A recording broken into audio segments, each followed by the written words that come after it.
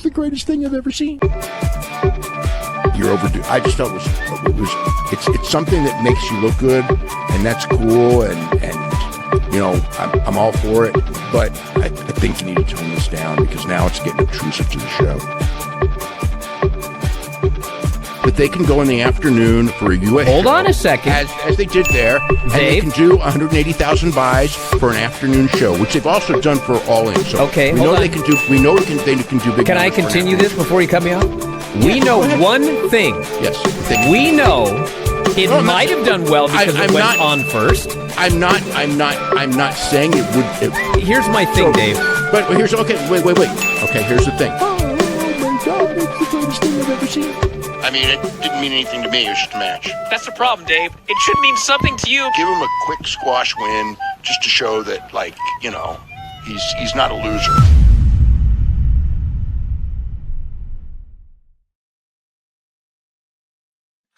What's happening, guys? Welcome to another eclectic edition of Dave Meltzer Dumb Moment of the Week. Hashtag DMDMW.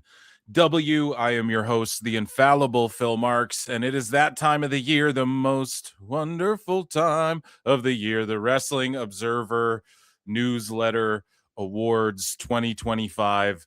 We are here to react to them all. We are also going to talk about Royce Keys, aka Powerhouse Hobbs' age, his real age being exposed, showing that Dave Meltzer is a fucking liar, and how WBD exposed Dave Meltzer as well. So strap in, ladies and germs. It's a special Friday edition, depending on when you're listening to this, I guess. Time Cop! Hit like, hit subscribe, hit retweet, hit 5 stars, whatever you do, and get your flutes in the chat. Because, ladies and gentlemen, it is time for everybody's favorite segment that turned into its own show, and oh boy, will it be sweet today. Will it be low-hanging fruit, nonetheless sweeter? Ladies and gentlemen, it is time for Dave Meltzer Dumb Moment of the Week! Let's fucking go! It's award season, bitch!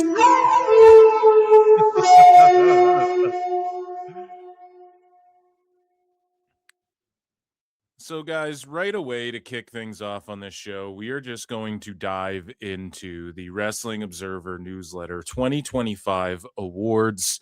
We have the full list of winners, courtesy of the Drain Maker.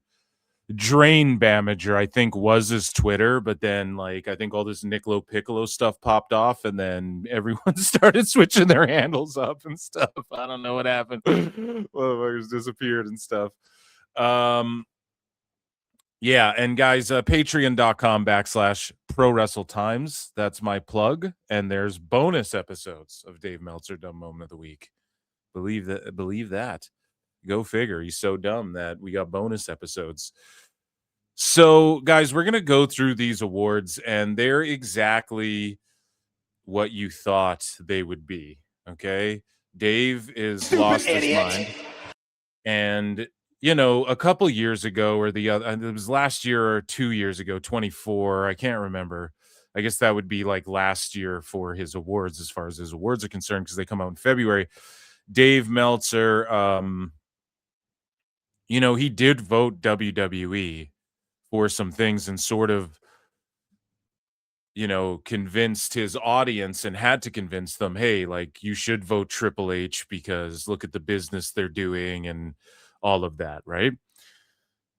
So in fairness, he did do that. It was undeniable, and I think this year it's undeniable as well. If we're talking about like promoter of the year, which we're going to get into some of these, it's like, man, if the promoter of the year, if people don't even know their name, then that's not promoter of the year.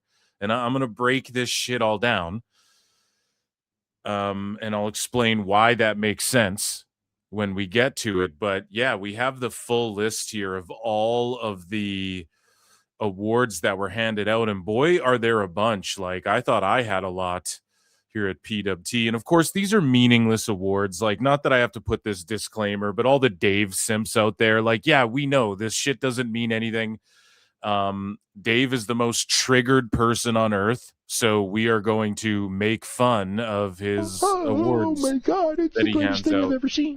And it just shows you that everybody who votes in his things are retarded. Like, how do you read him, take anything he says seriously, even if you just read his shit? I'm sorry. And I know people who read his shit, and I'm sorry if I'm offending you, but it's like, even if you just read it like unironically, how do you take it serious when you see shit like this? Well, it's voted on by the users. Yeah. And they're mental. Dave has blocked out every and anyone who doesn't align with his way of thinking about shit, or he'll just completely ignore them. And so, which is totally fine. That's his prerogative. But the fact he like sleuths out, like recently he put out a tweet, which we probably don't have time to cover on this show today.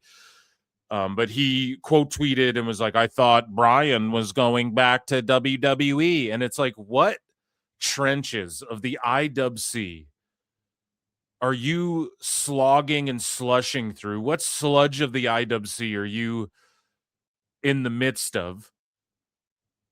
Vanity searching your name and looking for what people are talking about wrestling on fucking Twitter. Like, where are you where you saw anybody say that Danielson was going to come back to WWE at any fucking point? You know, he's completely lost his mind. And this is like the greatest start to a year ever for Dave. His fall off has been uncanny, but he's had his greatest leap. He's had his greatest bound forward or into the depths than ever before in 2026. And these awards are just ridiculous. Now, Dave gets heat for this. And again, it's like, well, you know, people vote on this, Brian.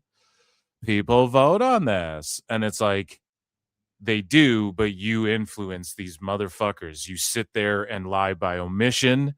You leave things out of matches, like we've covered it. You know, Okada hits Takeshita with the screwdriver right in front of the ref. You completely don't even mention that in your play-by-play review. Your shit's riddled with typos. You don't fucking have an editor. You edit your own shit. The articles from people that Dave hires that are like freelance workers or whatever that work on his website, they all think the same as him. We've covered like this dude who took a photograph of his, look at this photograph. Every time they do, they fucking laugh.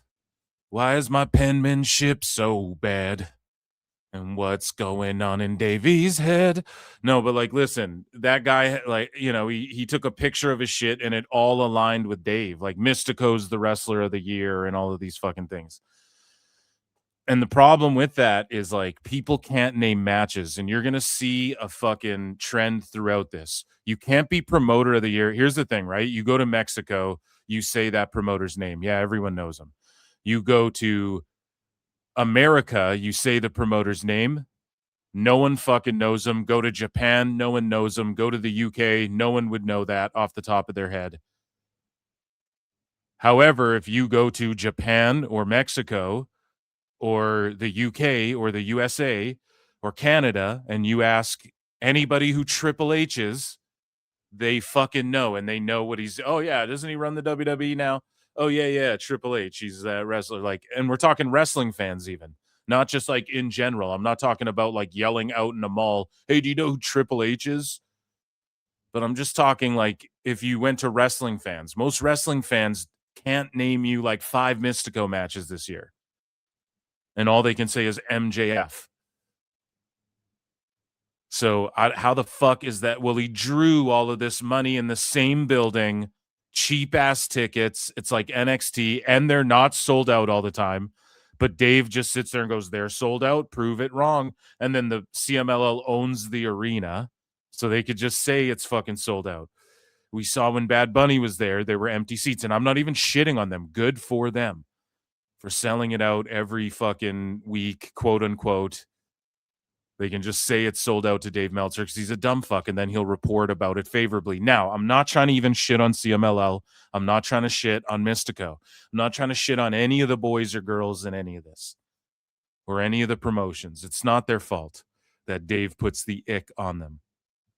But some of this shit is just ludicrous. Luda. Okay? So we're going to get into this stuff. And that's my little precursor to everything. Okay? So the Wrestling Observer Newsletter 2025 awards, full list of winners. Should we start from the bottom and then go? No, we'll just start from the top. Fuck it. Wrestler of the Year, Mystico, Brian.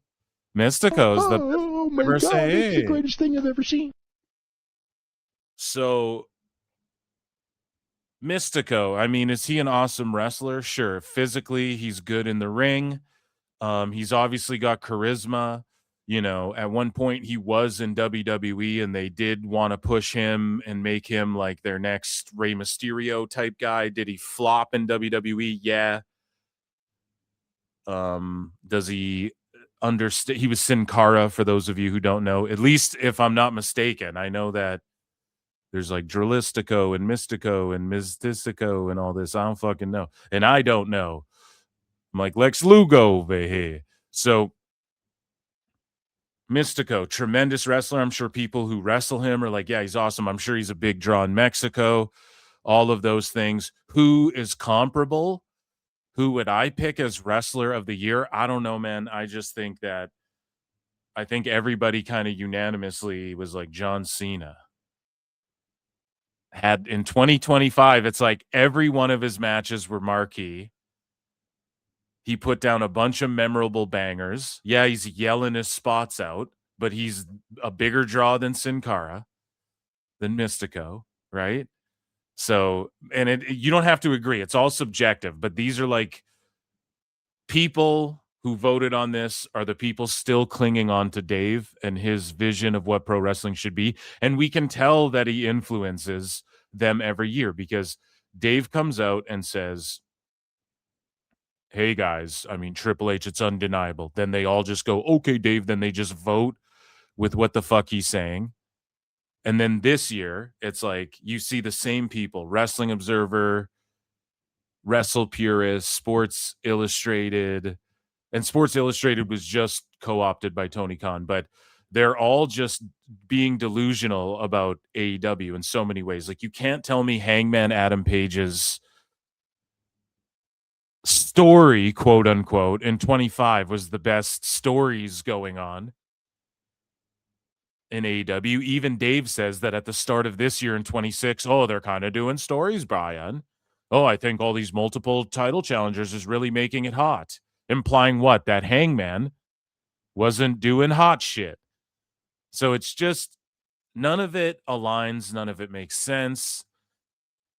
And Dave just flip-flops around wherever he sees fit, and he's just really copping out with this CMLL thing that if Brandon Thurston, like in America, he takes lawsuits out on buildings and shit to get the ticker counter so he knows the true attendance of he's done that. In Mexico, can he do that? Like somebody audit this and I don't want them to audit. I'm not like again, it sounds like I'm hating on CMLL, but listen, you guys own the fucking building. You could just tell Dave he's some American asshole journalist. Yeah, we sell it out every fucking week. We sell it out 4 times a week, Dave. Sold out. And then some people shit on it and go, well, the tickets are only $8. Well, it should be. It's a fucking local, and it's awesome that wrestling's so goddamn popular. But this is all I'm saying. If you went up to a crowd of Mexico fans, they would also go, we know who John Cena is. If you went to the Mexico fans with fans of everything else, they won't all necessarily know who Mystico is. I bet not even every AEW fan knows what the fuck Mystico is. So I just think objectively, you have to look at things like that. Okay, subjectively, these guys want to follow Dave and vote Mystico, fine. And I'm not even trying to shit on Mystico. He's a solid wrestler. He's solid at doing the moves, and the stuff he did with MJF was decent, although it more kind of blew. It felt hotter on like MLW, and then when they went to Mexico than anything else. It's not like AEW capitalized off that. So good for CMLL. I guess Mystico gets the nod there. Moving along, most outstanding, Konosuke Takeshita. So in 2025, the most outstanding wrestler.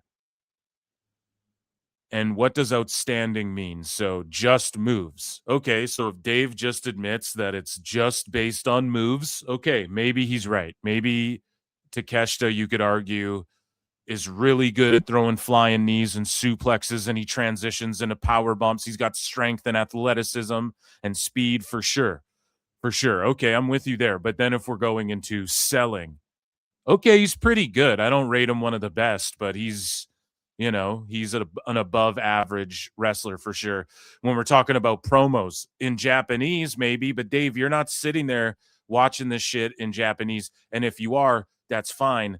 But it's like, you can't sit there and pretend that he's like lacing up promos that everyone's like, oh my God. That's why they literally have Callus there.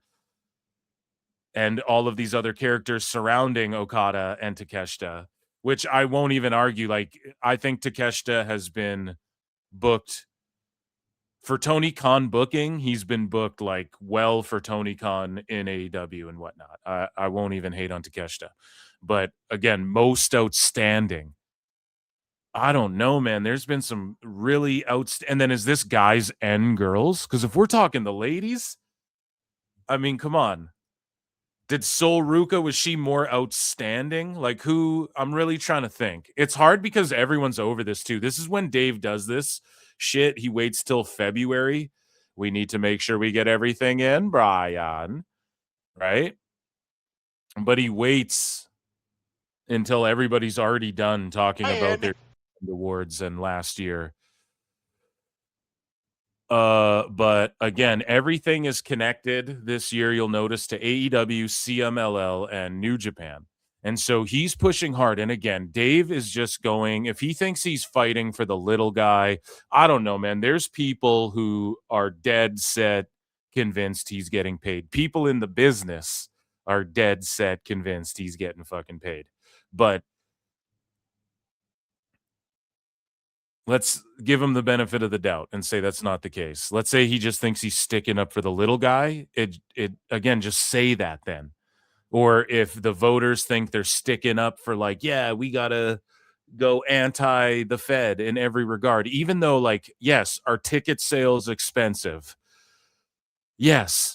Is the demand high except for they're gouging for these PLEs and shit? Absolutely. Is everything perfect? No. Is WWE making stars, presenting wrestling the coolest, most sports-based? Looks like the Super Bowl to me. Shit, everybody cries about fucking commercials. You guys watch the Super Bowl? You see how many commercials were in that thing? Holy shit. And it's part of the fun in that aspect, not when you're watching Raw every goddamn week. Thank God for Netflix. NordVPN.com/Pro Wrestle Times. Get on Canadian time and watch everything on Netflix, dude. But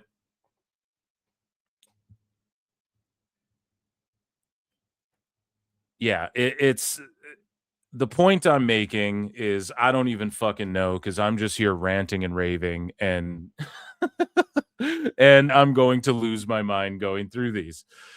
But yes, definitely. I just forget what the fuck I was talking. Oh yeah, just overarching. Yeah, whatever. You guys get it. Let's get into tag team of the year here. Young Bucks. So again, just a team where it's like, didn't they take 2 breaks in 2025? I thought they took 2 breaks during 2025 where they're like, we don't know if we're going to do this, whatever. And what did they do that was memorable? Like, did they have the best tag team of the match? I don't even think they did. It's hard to even think about any fucking matches in 2025. I swear. It's like we're all done with this. We're all done with last year. Dave just creeps in and then everyone's like, maybe he's right. But the Young Bucks in 25, I don't know. Even when I think about 25, I'm like, well, FTR like pile drove Beth Phoenix and shit, and they had the titles, and the Bucks just like fucked off to Japan. And then they took off for a while when their babyface turn was so goofy. And like the thing where they were showing like their bank total and shit on the screen, like that was so stupid. So I just don't know if you can say that's the best. Now in WWE side, I mean, tag teams are rough. But again, if this is encompassing men and women, Dave just hates women or what? I would say like some of these women's tag title reigns could have possibly meant more than the fucking Bucks. If I'd have to like Wikipedia tag teams and go through each fucking section to really see if he's cooking with that. But the Young Bucks, I just don't think so. I think that personally, I'm happy that they're kind of doing their old baby face thing and they're just kind of having their baby face flip matches because that's really all they could do. We saw what they could do on TV week to week when they're trying to do promos and characters and all that shit, and it just stunk the whole time. And so when they're doing this, like we'll just have ladder matches and fucking triple threat tag flippy matches. I mean, yeah, sickos eat that up. It's fun. It was fun back in the day. I mean, that's sort of, is it good for the ratings and shit? I don't think so, but hey. Best on interviews, Hangman. So best on interviews. So name the interviews Hangman gave. Name them. Name the interviews that Hangman Page gave last year. Because this year, all he did was put his fucking foot in his mouth and get a bunch of heat with fucking John Alba. That's all he's done in 2026. So do you mean best on interviews? Does that mean like best promos? Does that mean like, oh, the guy who's like the best at talking his shit?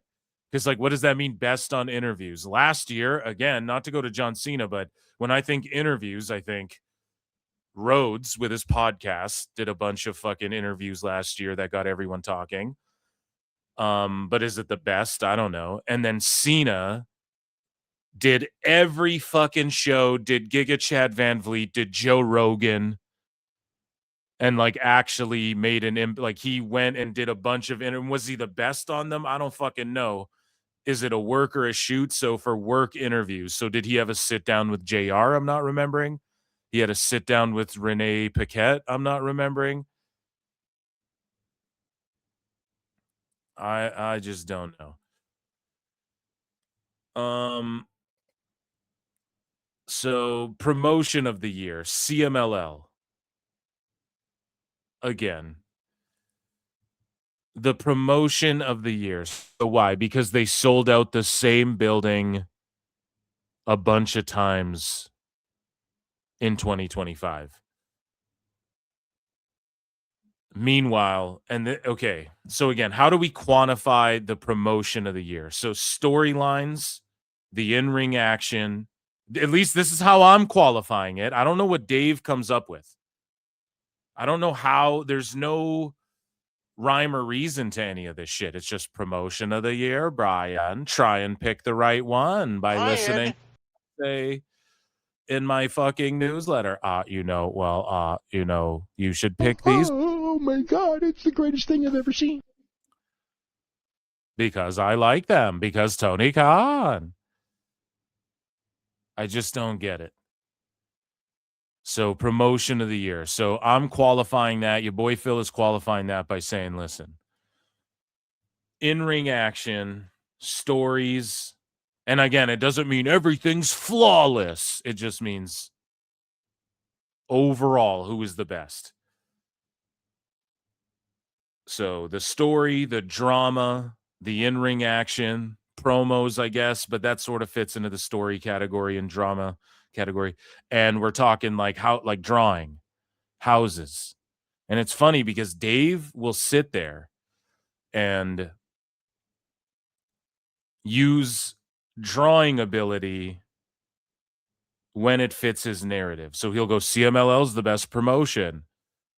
Right, everybody? They sold out this same building this many times, but then he will say that thing, the peak of WWE's over, when they're still doing the same number for Raws and SmackDowns and whatnot. Okay? Now, Vegas overall has taken a hit. Double or Nothing isn't even in Vegas, and they're doing a show there in Vegas where they have like 1,700. They're set up for like 1,700. AEW.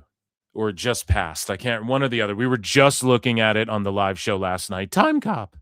So it's like, Dave, write the same thing about AEW then. He won't. And this is how he controls these fucking narratives. All of his sycophants know if they don't vote CMLL, Dave's going to get mad. Well, they did sell the building a bunch. Okay, so just going by Dave's metric, we're quantifying it in like drawing ability or whatever.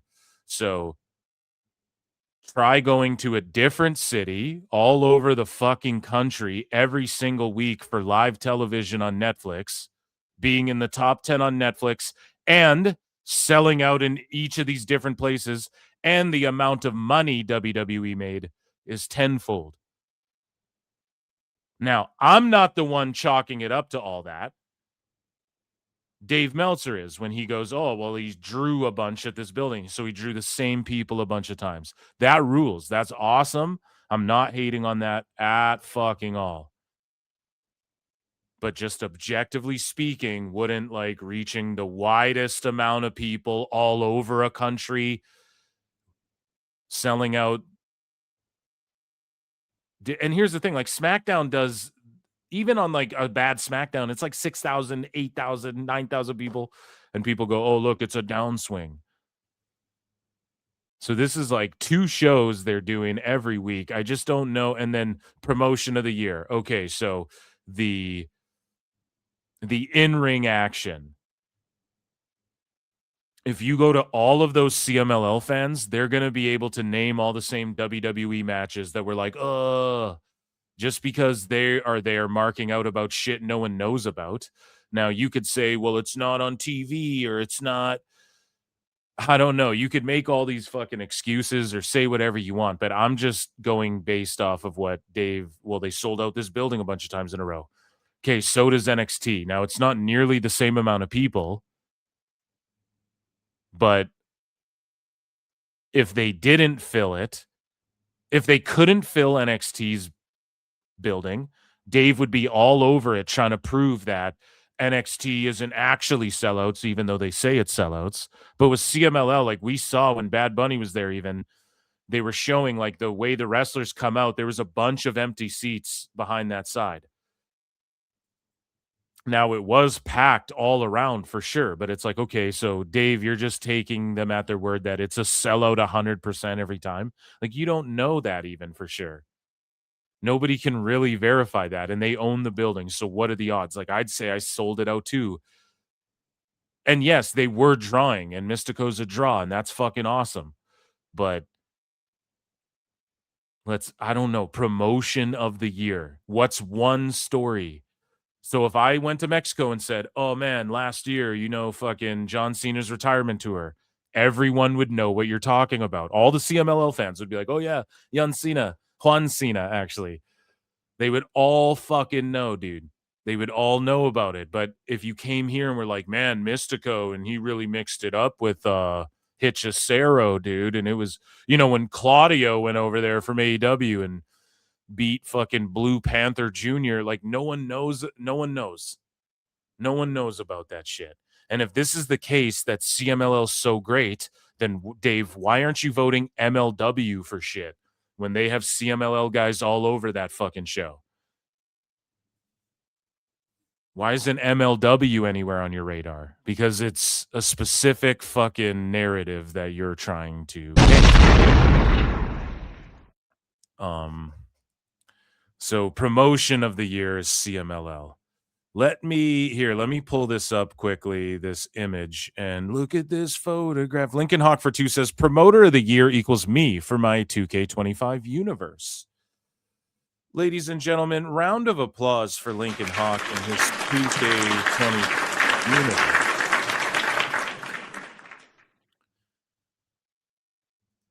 No doubt. So next up, we have the best weekly TV show of the year. And can you guys guess?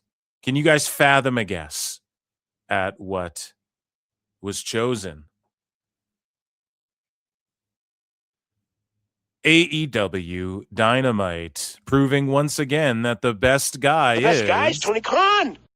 So a show that routinely posted its worst ratings of the year, or not even of the year, but routinely posted not only like beat its worst ratings of the year in 25 multiple times, if that makes sense. Like they got lower a bunch of times, but of all time in 25, they did their lowest numbers. Now, if you want to factor in the invisible numbers on Max that nobody can prove, WBD will come out and say, yeah, we didn't keep this guy off of our show, which we'll talk about in a bit.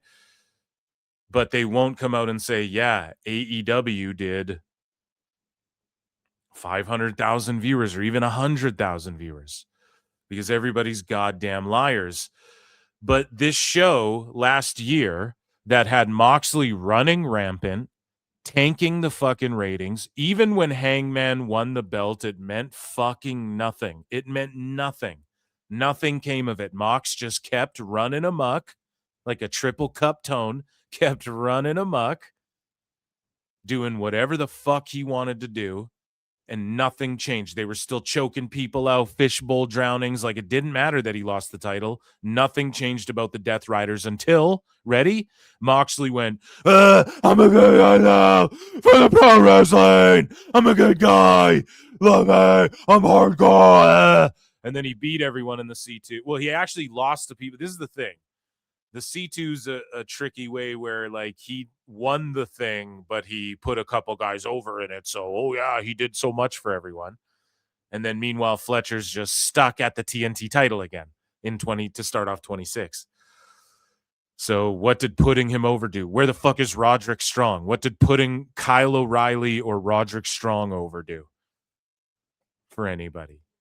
It's cooked. So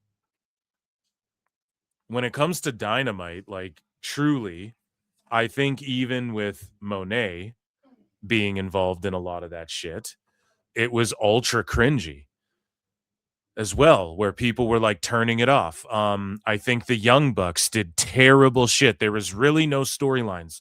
Joe was gone for a chunk, and then he came back, won the title, and then MJF was gone I want to say a couple times last year. Was he not? I think he took off a couple times last year, like the Bucks. So it was inconsistent.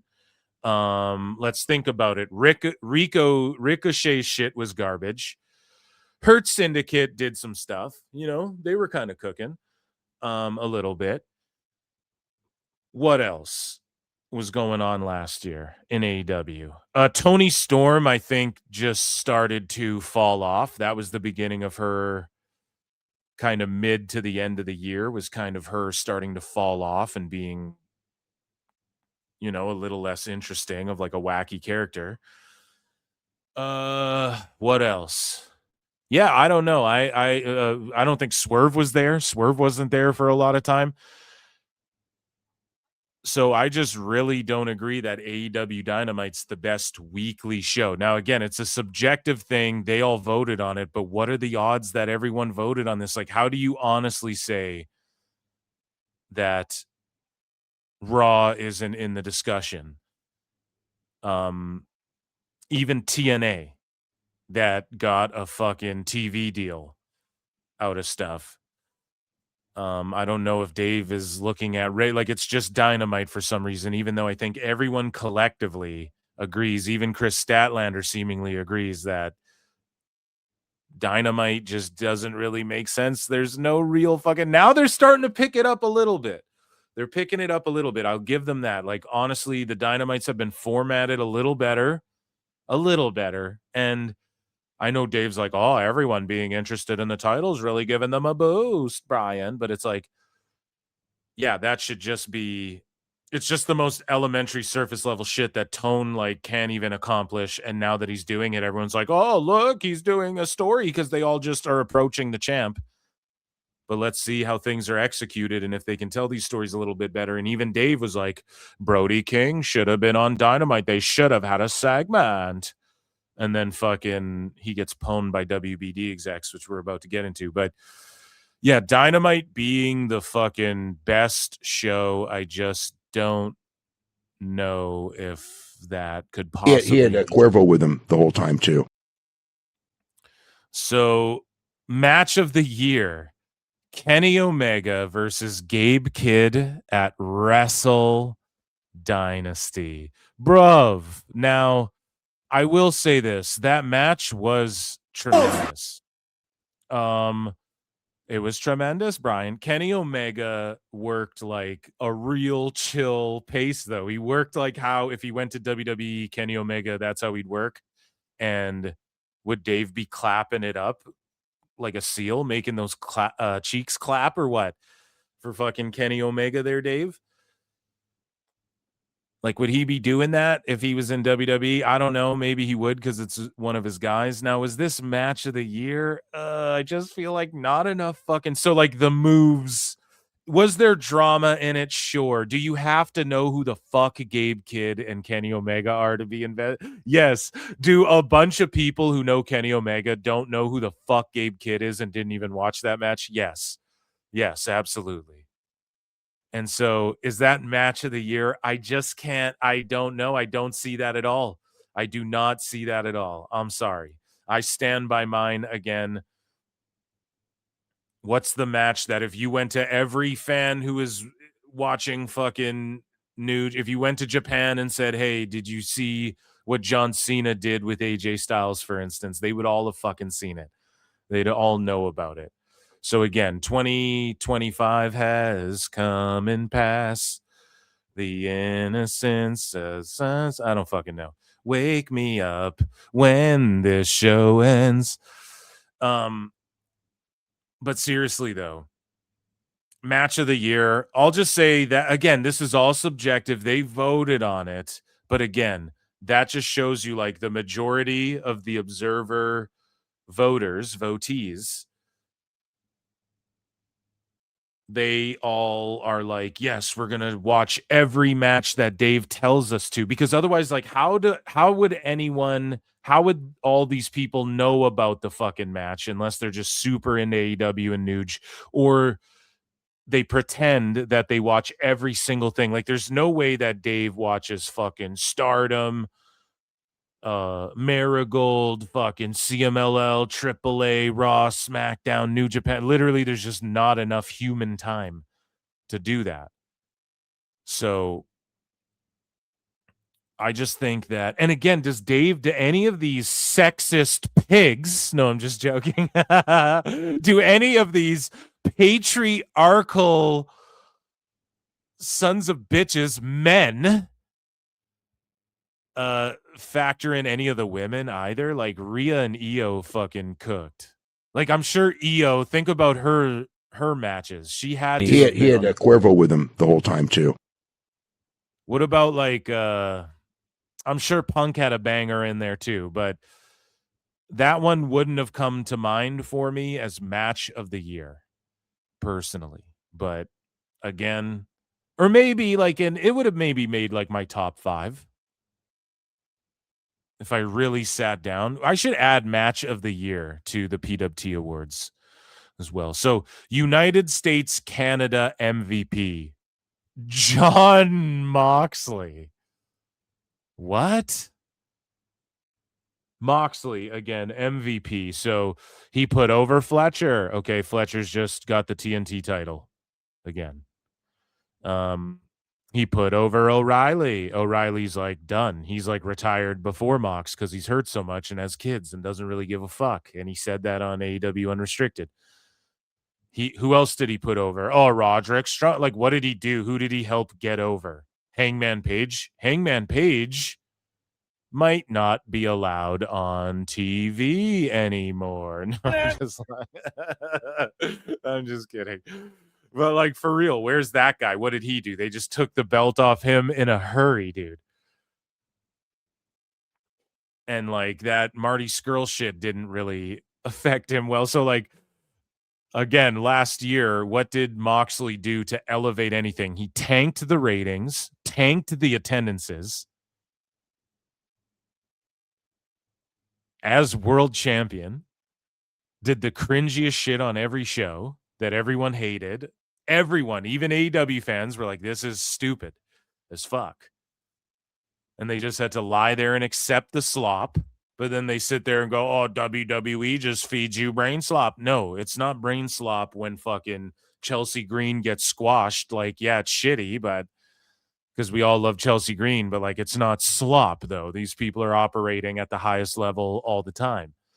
Moxley fucking phones in matches sometimes, like clearly. You can just see it. You're like, he's better than this. What the fuck is he doing? Certain matches, he's just fucking being a goober. So he's the MVP. And then why is Canada lumped into this? What did we ever do? We don't claim Moxley. What the fuck is going on?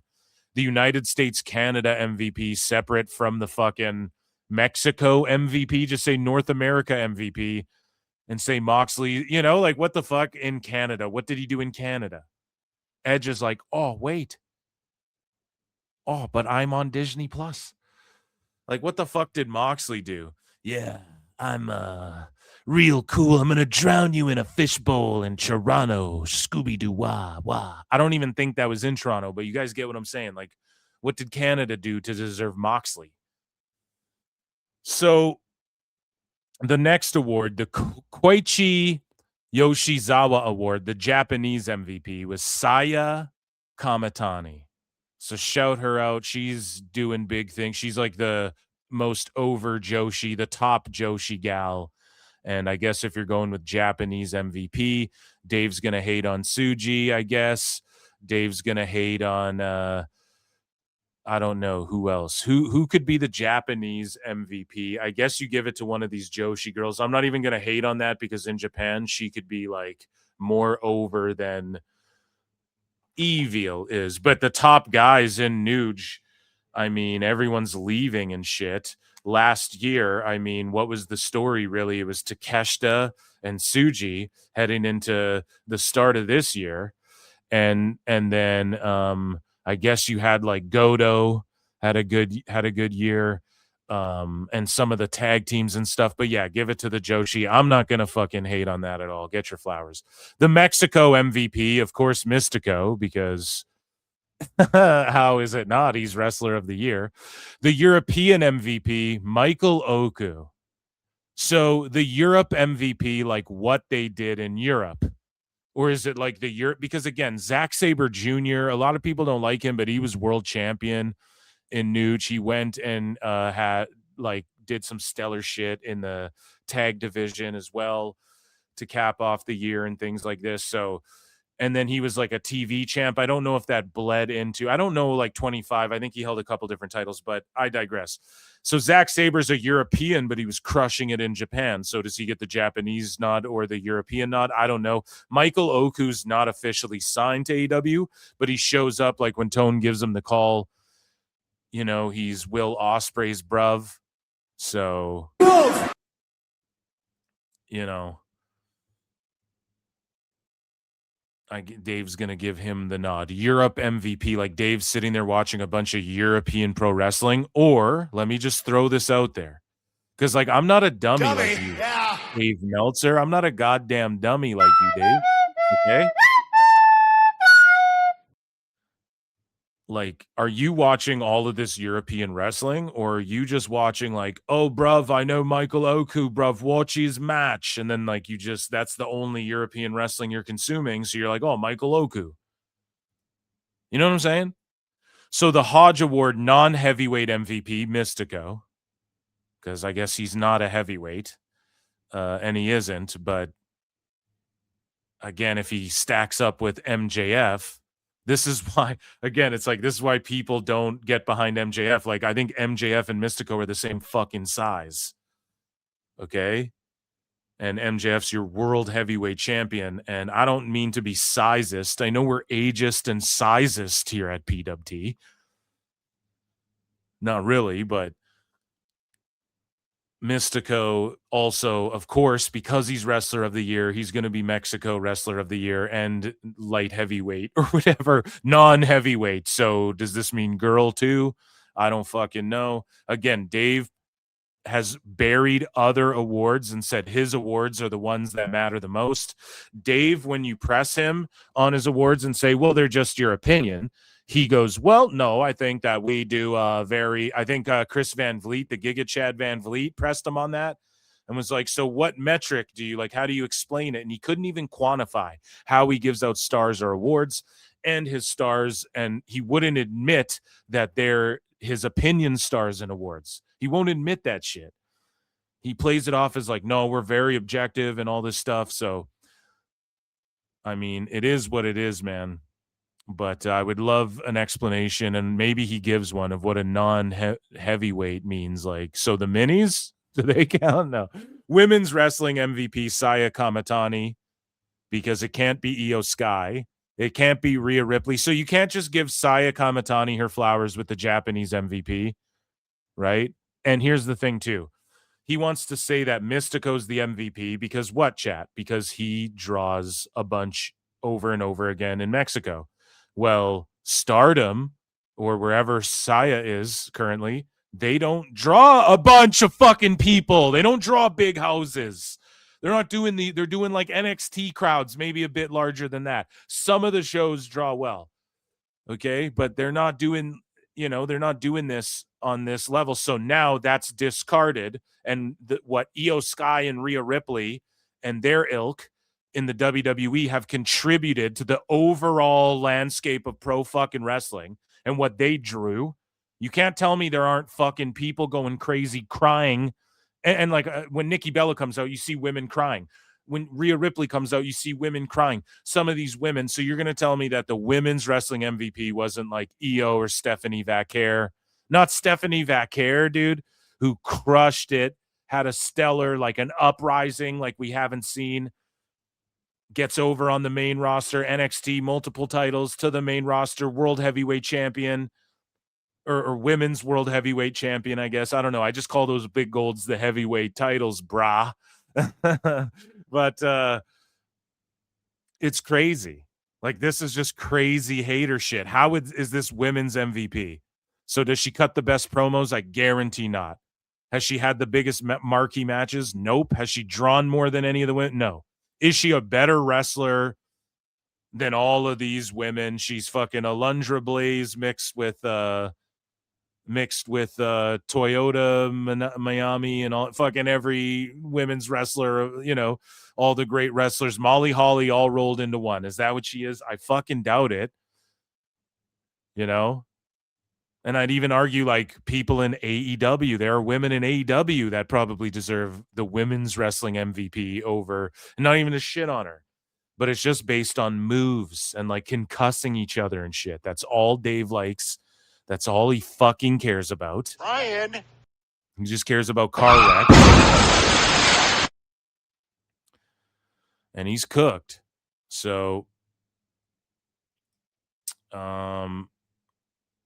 we're going to move along here. Let me check in quickly with chat here. And thank you so much for the support. Get your super chats in, guys. Appreciate you. Hit like or just retweet, heart, whatever, all that good stuff. Love you guys. Rabid Wolverine LC Killer 17 for 5 says Dave, Tony, and sickos are cancer to the wrestling business. Yeah, and again, this isn't like, I don't mean to shit on CMLL and all that. Like, I'm not trying to shit on these people, but I am kind of by proxy.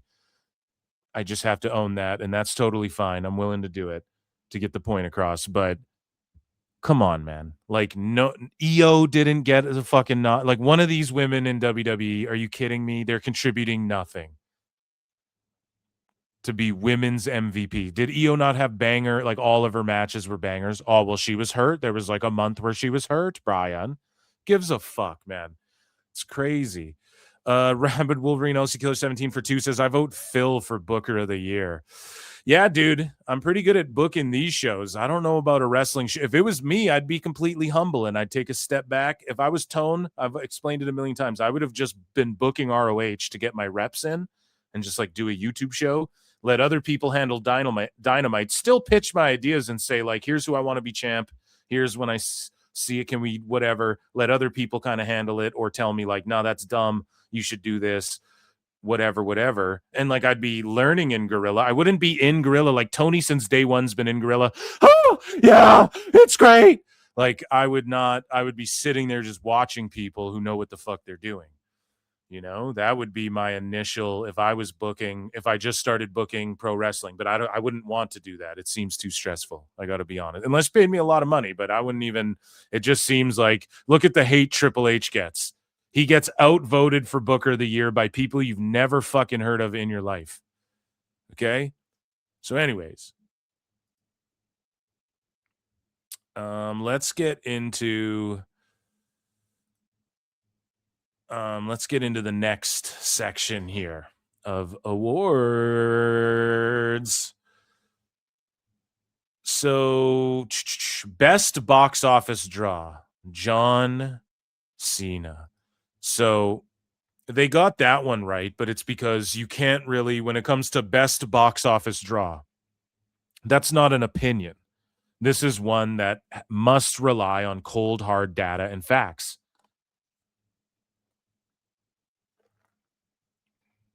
That's how you know the other awards are just based on moves, which I keep driving this home because Dave Meltzer and his ilk will never admit this, and they'll just call me an obsessed hater for A-logging this fucking redact. But either way,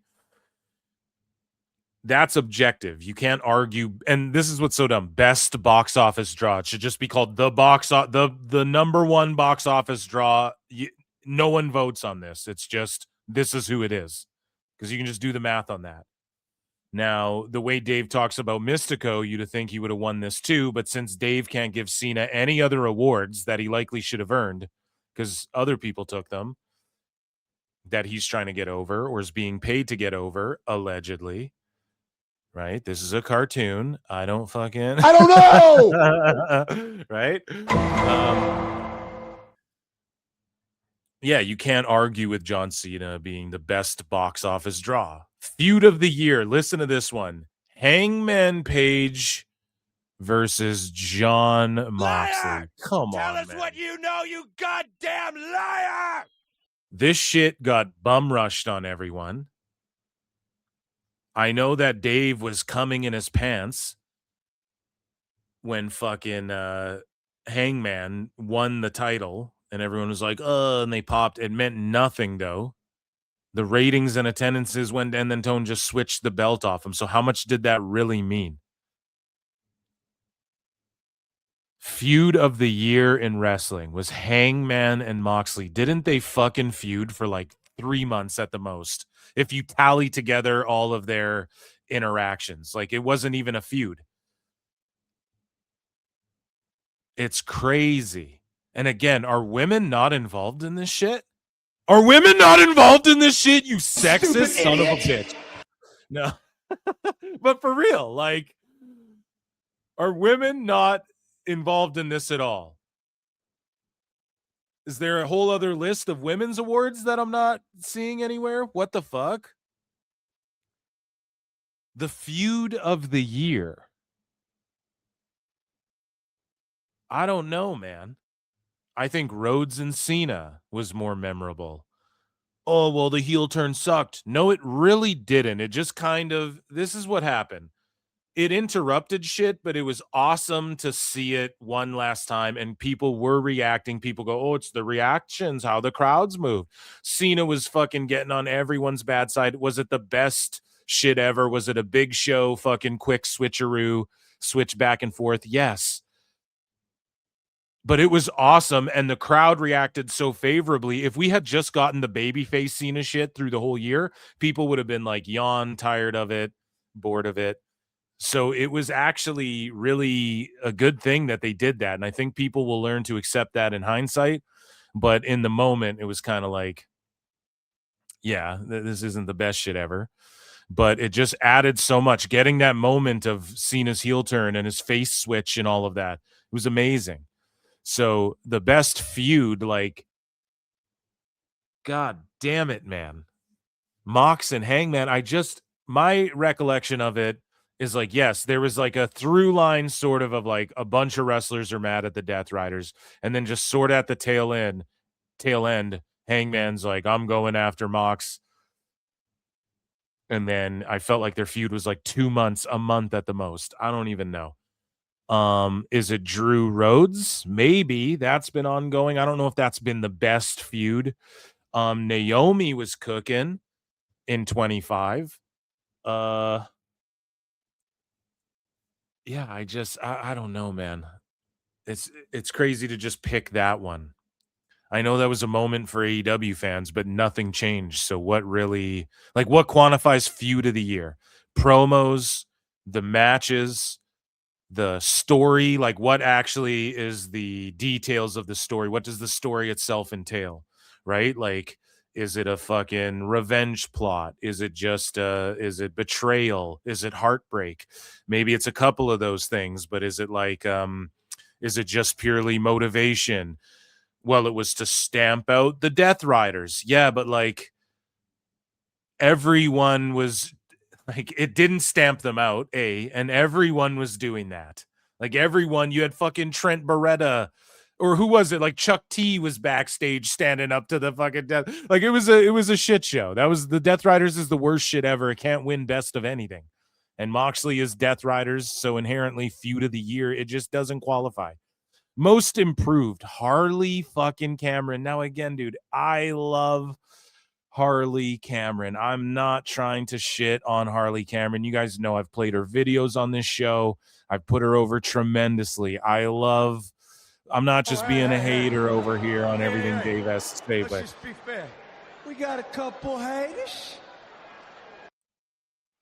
so Harley Cameron, dude, are you kidding me? The leaps and bounds. Tatum Paxley, buddy? Like, soul fucking Ruka. Now, in 25, did she take a huge improvement leap from 24? Or was she still good? Was she just as good both years? No, she took a huge leap of improvement. Lash legend.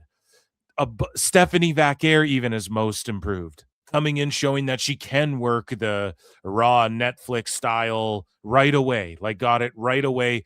Maybe she was just so good the whole time that yeah, you could argue not most improved, but like holy shit, dude, Tatum Paxley isn't on there, or like one of these and not to shit on Harley Cameron, but she has not really improved in the last year. She's kind of, to me, in my opinion, at the same level. She's like Julia Hart. All these girls, Anna Jay's the same way. They all just kind of get stuck at a certain level. Sky Blue's good, but she's still stuck at that level. We talk about it all the time. Queen Aminata's great. She's just stuck at that level, though. They got to take it to the next level. Harley Cameron has to take it to the next level. Now, she's good. She's good, but like she's solid enough. Like I'd have her on my roster for sure, especially with all of her talent she has. I'd have her on my roster for sure, especially developing, bringing her up and stuff. But most improved, Dave, there's this girl up here called Saya Kamatani. No one even heard of a fucking year ago. She's not, and now she's the greatest women's wrestler of all time, according to you, beating Io Sky and Rhea Ripley. She's not the most improved. Like, let's play your own game, Dave. See? Like, don't even use my logic. Use your own goddamn logic. So that Saya Kamatani girl's not the most improved? She just won all the fucking... Yeah, poor people don't like AEW. A crazy, like, sweep job for AEW. There's no way all of his voters would think that either unless he said that shit. There's no way you don't see NXT and go, holy shit, these women are improving at an incredibly rapid rate. So... it's crazy. Most charismatic, John Cena.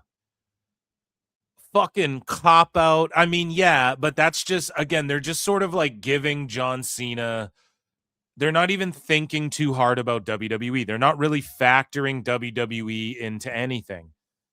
Now, is he the most charismatic? Fuck yeah. But like you could argue, well, maybe Roman is when he comes out. Now, again, back in the day, you'd never say that about Roman, but Roman's got so much aura that he fucking... Now, I know that charisma means cutting and strutting too a little bit. You know, it's about something about the way you move, but also like the way you present yourself on the mic. And Roman, he just kind of, you know, acknowledge me, like I'm here. You know, he's not the most charismatic on the mic.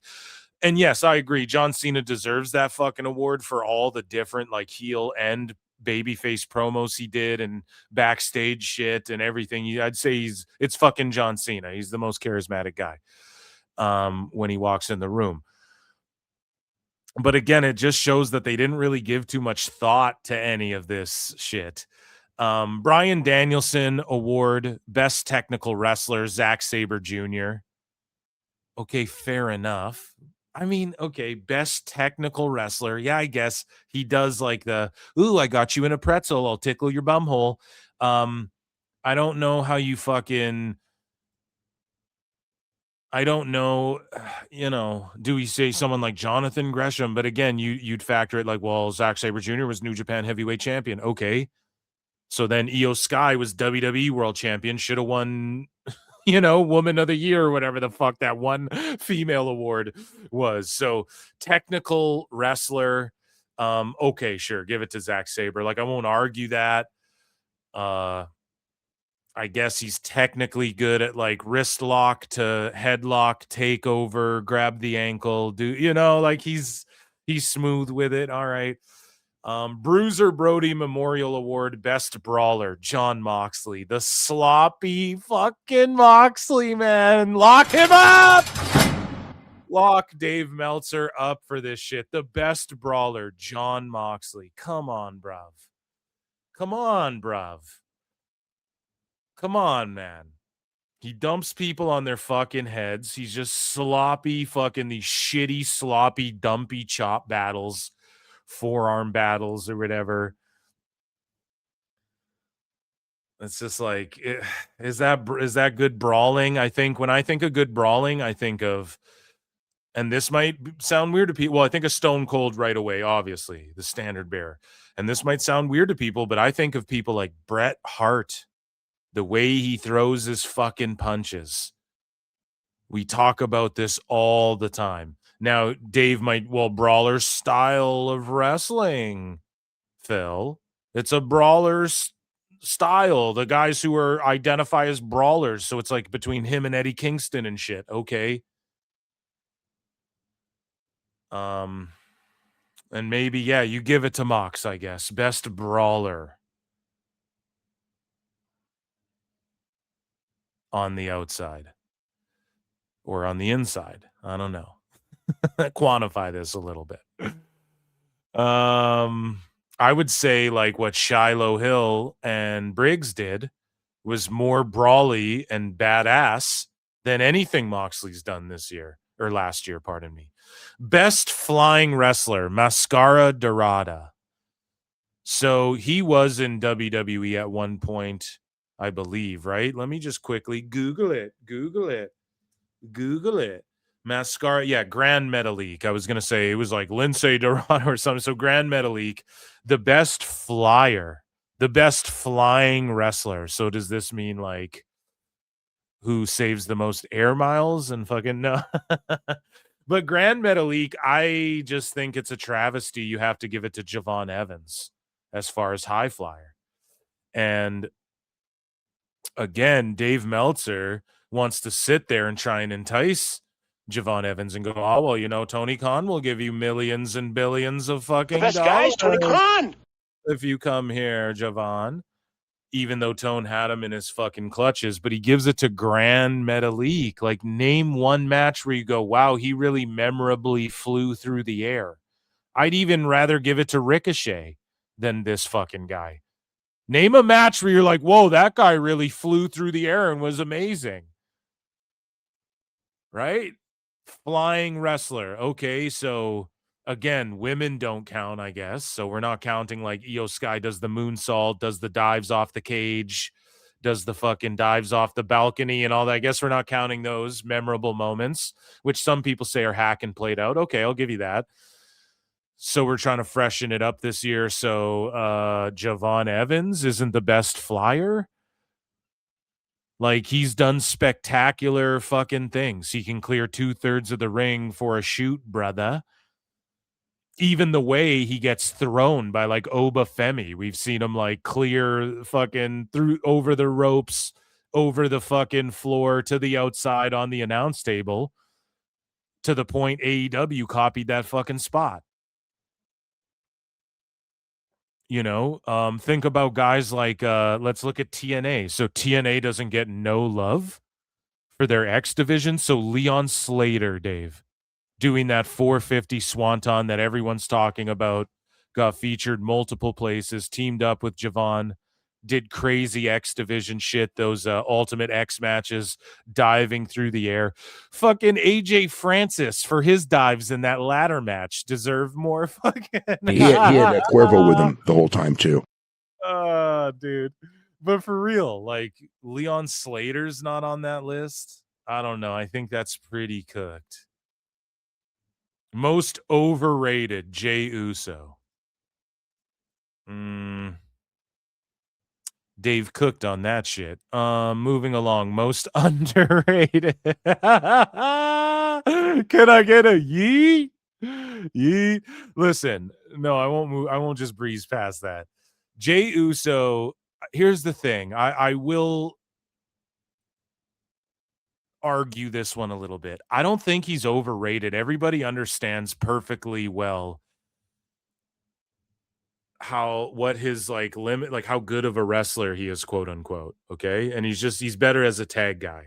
And as in singles, he did his thing, but like we're all aware that he's kind of a botchy guy and he fucking slips in the ring and fucking, he's not the best wrestler. We know. Is he overrated though? Like as far as moves are concerned, fuck no. As far as like how over he is, no, he's not overrated. That's the dilemma with Jey Uso. He's super over, but his matches are like, he's an entrance. And he's got the super kicks, and when he tags up with Jimmy, it's way better for sure. And yeah, he can wrestle like he works top guy speed, as they call it. And I don't hate on that shit whatsoever. And I'm down with the bloodline and all that. I love Jey Uso.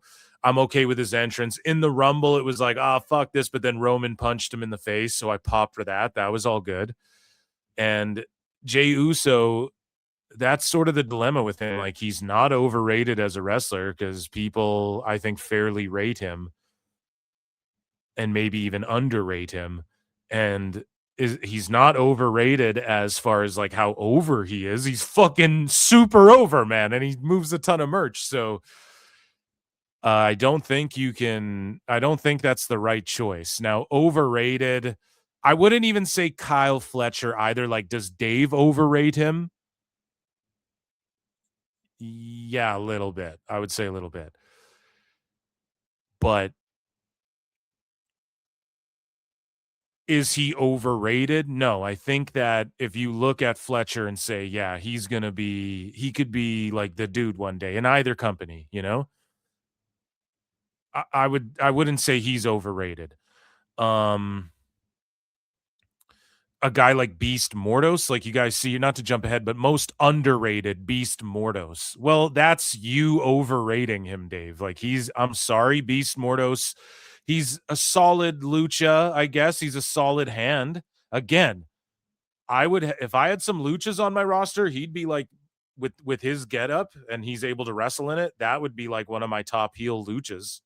If I had like a fucking division for that, or I was booking, or we're like, hey, we're bringing luchas in, he'd be like the guy beating up all the good guy luchas for sure. That would be a name that would come to mind as Mortis. But is he underrated? No, I don't think. I think you're like overrating him by giving him an underrated award in a weird way. It's almost like a backhand compliment. Like, no, I think he's perfectly good. No one really hates on Mortis. They just kind of laugh at, I don't know where he's at. I'd say Ethan Page is underrated because it took Dave literally saying even if he was booked in NXT, he wouldn't be a star. And even Dave was like, well, man, this guy really fucking. So maybe Ethan Page, maybe he's rated right where he's at as well. But whatever. It's silliness. But overrated, I don't know if I'd pick Jey Uso. Maybe that's tough. Who's like really overrated? As far as like I would say like an El Clone or what's the other guy's name? I forget it now. Hologram. I think Tone and Dave hyped that dude up too much. Maybe Takeshita. It's hard to say he's overrated. I would say Mystico a little bit, honestly. I would say Mystico's overrated by Dave Meltzer for sure, at least by Dave. And again, when you watch Mystico wrestle, like him versus MJF, it's nothing that like a million other people don't do. Like Action Andretti's done that shit on Collision, the stuff that Mystico does. It doesn't really. So I'd say Mystico maybe is the most overrated. Most underrated, Beast Mordos. I would say in 2025, who is the most underrated wrestler? fuck, the way that these awards treat fucking people like Io and Stephanie Vaquer, maybe Stephanie Vaquer, a lot of people don't show her love. I don't really understand it. She was the bee's knees when she wrestled Monet and whatnot.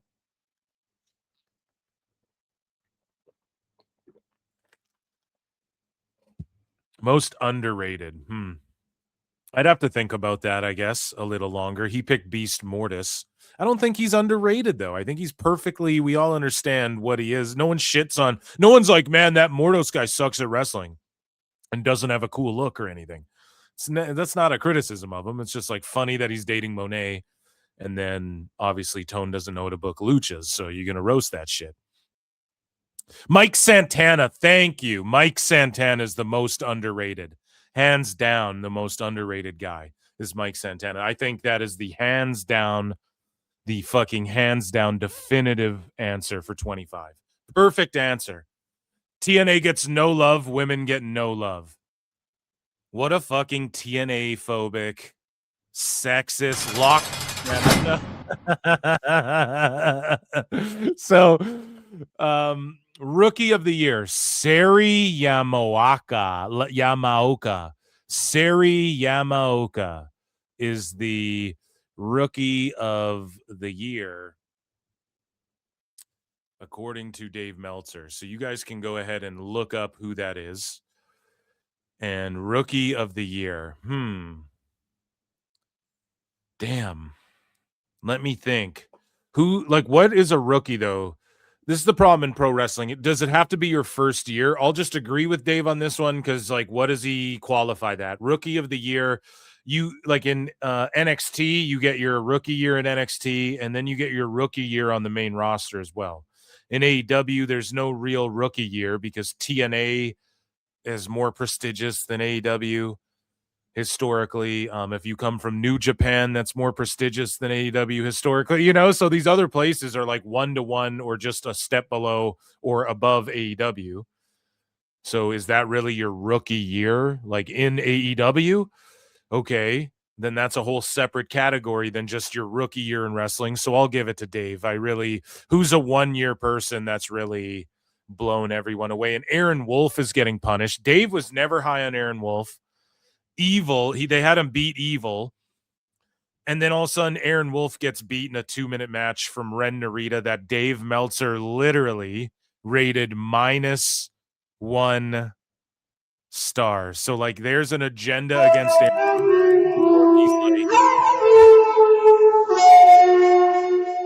I don't know if he's like, I want to go to the Fed or what's going on, or if he doesn't want to go to AEW and they're mad about that. I have no clue, but either way. So best non-wrestler, Don Callis, not even Paul Heyman. Don Callis's ass, his teeth falling out of his head on live TV. Okay. His promos are the fucking same. He does a good job though of he's a great orator and he's good at, I like the Callis family. I'm down with it.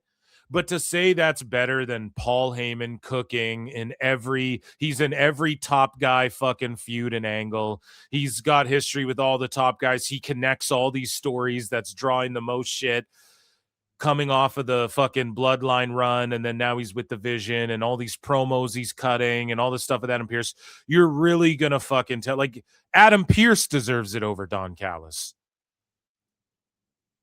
Let's be honest here.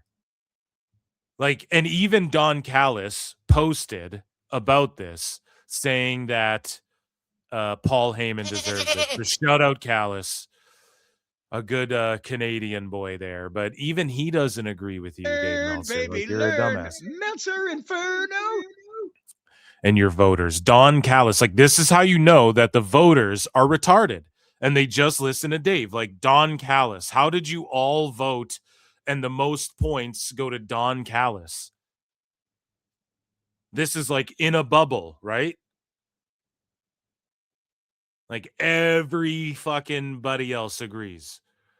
It would be Paul Heyman if you were going to give it to anybody. And then probably Adam Pearce second. Maybe Adam Pearce, you could argue, well, he's cooking more in 26. Okay. But Don Callis, man, come on.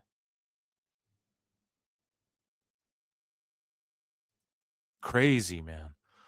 And even Callis agrees. Like, Heyman is the fucking dude. You can't vote anyone but Heyman in that regard. So, now listen to this one. Best television announcer, Bryan Danielson. What? Fucking Mark! What? Danielson is tired, admits that he's tired on the air, is injured, and fucking, I'm in pain while I'm sitting there trying to do commentary. He's always lost trying to get shit over that commentary's not talking about and that Tony Khan clearly isn't saying in their fucking headsets to say. And he's always like, seems like he's lost and he's not half paying attention. He just gives up into these long shows and stops talking. And then you guys want to know what was voted behind? And here's the thing. I'm not even talking about like what the second and third most votes were in these categories. You would be fucking outraged. Now, I'm sure Jim Cornette or someone else is going to do that, so you guys can listen to that. But some of these categories, and I remember this one because I put a tweet out about it, underneath Bryan Danielson, it was that Walker guy from New Japan who's always like, and oh my God, the Bob Hartley. That's literally all he does. And then what he's trying to do is copy Excalibur, who was voted number 2 or 3 behind that guy. No Tessitore, who did this shit for boxing. And Excalibur just goes, whoa, and Taz. Oh my goodness. It's that Walker guy's just copying Excalibur, and Excalibur's the shit. He's actually garbage, one of the fucking worst. It's one of the things they've never changed about AEW, that if they changed about AEW would benefit them fucking tremendously. Point blank. And people are like, well, no one knows the names of the moves like Excalibur. I don't give a fuck, okay? When Nitro was on, Eric Bischoff was doing commentary with people. He didn't know the names of the fucking moves, and the Cruiserweight division was innovating. Fucking Mortis, bitch. Canyon was making shit up on the fly in there, doing Cruiserweight shit. You don't need to know every little fucking detail. Well, the AEW fans like it. I like it too a little bit. I'm not going to lie. When somebody can quickly call out, well, that's a half Nelson, that's a 360 half Nelson Cutter King. If someone can call that out quickly, that's awesome, but it's not necessary. Do you guys understand? So I enjoy that. Phil S. Marks is a fucking mark for that. Fucking mark! I like it, but I don't like how Excalibur does it, and also he doesn't even do that all the time because you can tell that they've told him to try and be a little more story-based, like getting that shit over. And he puts an effort into it, like, and I'll credit him. And he's not like the worst shit ever. I'd have him on like the Dark Show. I'd have him on Collision. He'd be like, okay, stick him on Collision. But if people like it, that's fine. It's not necessary. Okay. One of the things about UFC commentary and what helped blow the UFC up was Joe Rogan, when he was doing commentary, he could explain the intricate jiu-jitsu moves and what the person on offense is trying to do and what the person defensively is trying to do. And he would do it quickly and succinctly, right? But also, he doesn't even go into these breakdowns nowadays as deep as he did. And you could say that's lacking from UFC commentary a bit. And I would agree. But it's because people are more familiar with some of the terminology. Like, people understand what full guard is or full mount is and things like this, to where you don't need to. So especially with the AEW fan base or a hardcore fan like myself, a hardcore pro wrestling fan, it's like that shit is unnecessary and it doesn't cater to the people who don't give a fuck. And there's more people who don't give a fuck than do. Do you guys get it? We're talking, it's a TV show. We're trying to attract fans. What are we doing here, Tone?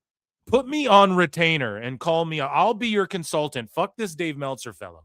You don't need to win these dumb awards. But Danielson, come on, man. Tessitore did this shit for boxing. And then announcer, so television announcer. So that means, so does that mean, and let me just throw this out there, announcer. So that means Alicia Taylor and Mark Nash and Tessitore and Corey Graves. And are we talking about, like, is Kathy Kelly and Jackie Redmond in there?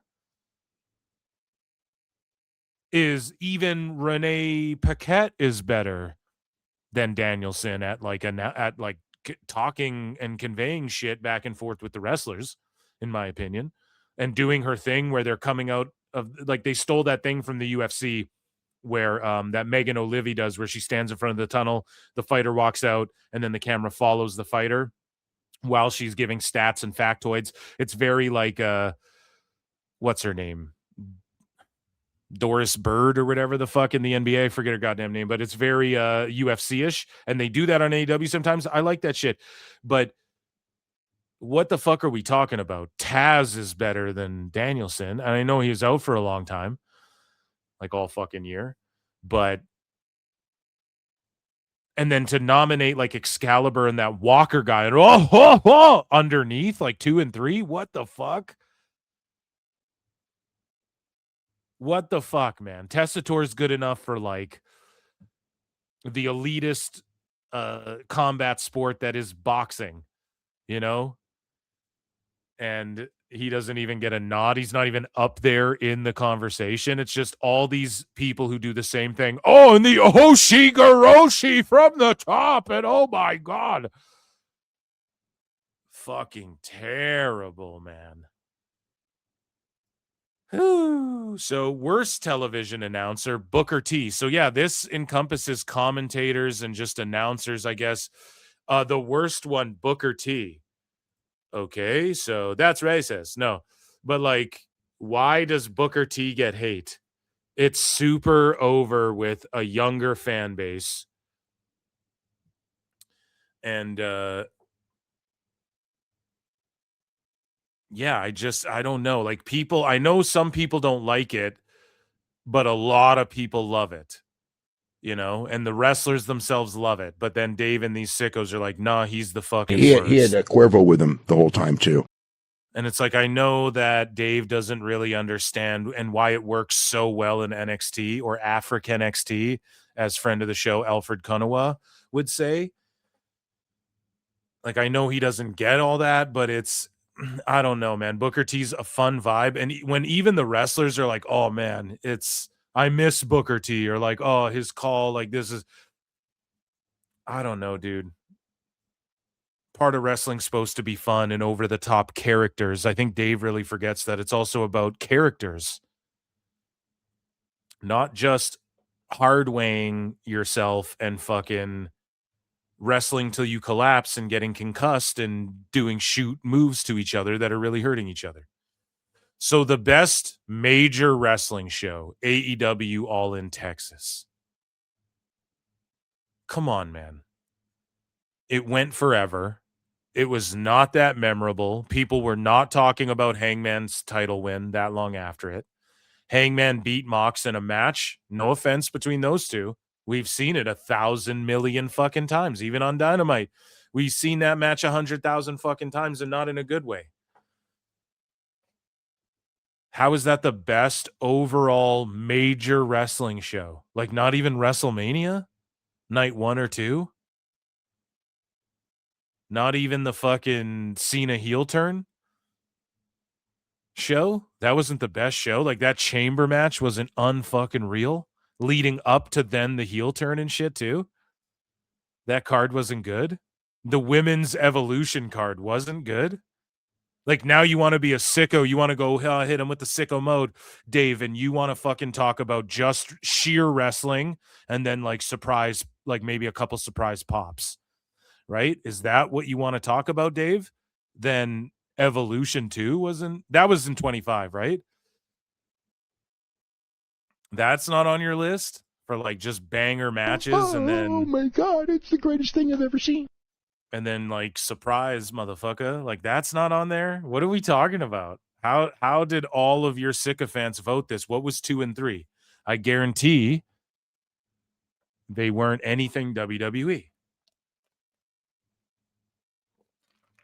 Which, what does the best major show mean? So the moves that were done on the show, Dave, because the formatting wasn't the best. The length of it wasn't the best. The production was definitely not the best. The crowd wasn't the best. We've heard way better crowds on Raws. The turnout, the attendance, the draw, the amount of money that was earned wasn't the best. The production and all of that, I think I said production twice, but none of that was the best. The views weren't the best.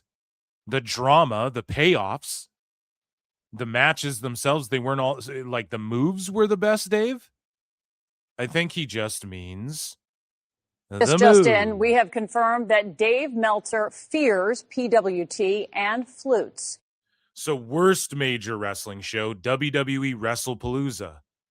Why was it the worst though, Dave? Because ESPN graded it a C+. And the ESPN guy's a sicko, but it's like fine. But so you guys point to that as, yeah, that was for sure the worst major one because even ESPN gave it C+. But really, if you're being objective, like it was better than All in Texas production wise. The views internationally were cray cray. Hey, yeah, I want you cray cray. I want it. Right? So was WrestlePalooza the best show ever? No, but was it the worst major wrestling show? Are you sure none of those AEW shows would be on there? Would be on that list above WrestlePalooza? That wasn't that bad. Like, let's be totally honest about that. The worst television show, WWE NXT. So not NWA, not even TNA, not even a shit on TNA, but the worst NXT. Like, what the fuck are you talking about? And again, they all vote on it because Brian, with his faux outrage. And this is what happened, okay? I'm going to let you guys know what happened. I'm going to take you behind the curtain. Dave tasked Brian with, you got to trash NXT this year. And then they got blindsided by TNA because they're dumb fucks. But that's where all of Brian's faux outrage came from with TNA or NXT, pardon me, especially in the second half of the year. And they voted it the worst show. How, man? Like NWA's a show. JCW Lunacy's a show. You can't tell me NXT's the worst show when fucking Stephanie Vaquer gets called up and the crowd's going nuts for her, or Oba Femi goes up. So it was the worst show that got him over. He's just over because everyone's retarded and they go, oh, look at this guy. Who? We understand it. What does he think? Like, how do you think Javon Evans got so over to where Dave's like, well, Tony Khan will give you $8 billion. The best guy is Tony Khan. Like, how does that happen? How is that the worst television show giving you Kendall Gray matches that Dave's fucking drooling over? It's because Brian's faux outrage trains these sycophants like seals. So, most disgusting promotional tactic, WWE bringing back Brock Lesnar. What was disgusting? Stupid idiot. So not like using, it's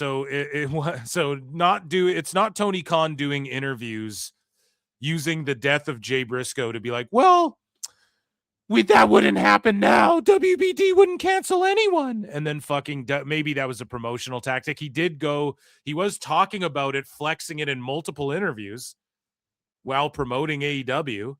Oh, I have a way better relationship with WBD. Don't even worry. I'm not worried about the Netflix deal. I think that's way grosser. Again,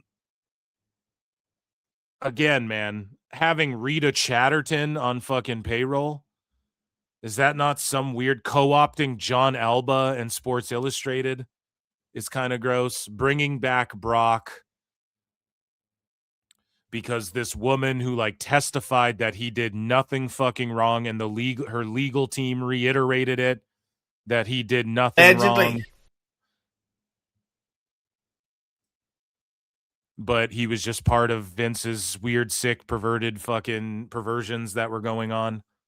And realistically, she just wanted fucking money as well. Like, if he just paid her money, none of this would even really be a thing, and Vince would still be working in WWE. Which I guess in a weird, sick way, thank fucking God he isn't, but... And yes, did Vince victimize other women and shit? Yeah, we're not talking about that. So, Brock, and we're especially not talking about that because Brock had nothing to do with any of that shit. So how is bringing Brock back a disgusting promotional tactic? Or WWE bringing Brock back. I don't know how I worded that, but how is that a disgusting promotional tactic? I just don't fucking understand. It was just a promotional tactic. I think drowning people in fish bowls and skewering their fucking head and having them dive off shit with Martha Hart in the fucking audience and when you're doing the Owen Hart finals or whatever, is more of a disgusting promotional tactic. Things like JJ was pointing out on the last live show, Time Cop, every Wednesday and Saturday. He was pointing out like Tone's bringing in this person because for this reason, the Tommaso Ciampa thing because Royce Keys, right? Tone is going to Wembley. You could chalk that up as a gross, but like, why is this even a fucking? Why is this even an award he hands out? Most disgusting promotional tactic. I don't even understand why that's an award you'd hand out. And if Tony Khan was like, Brock Lesnar, come on down.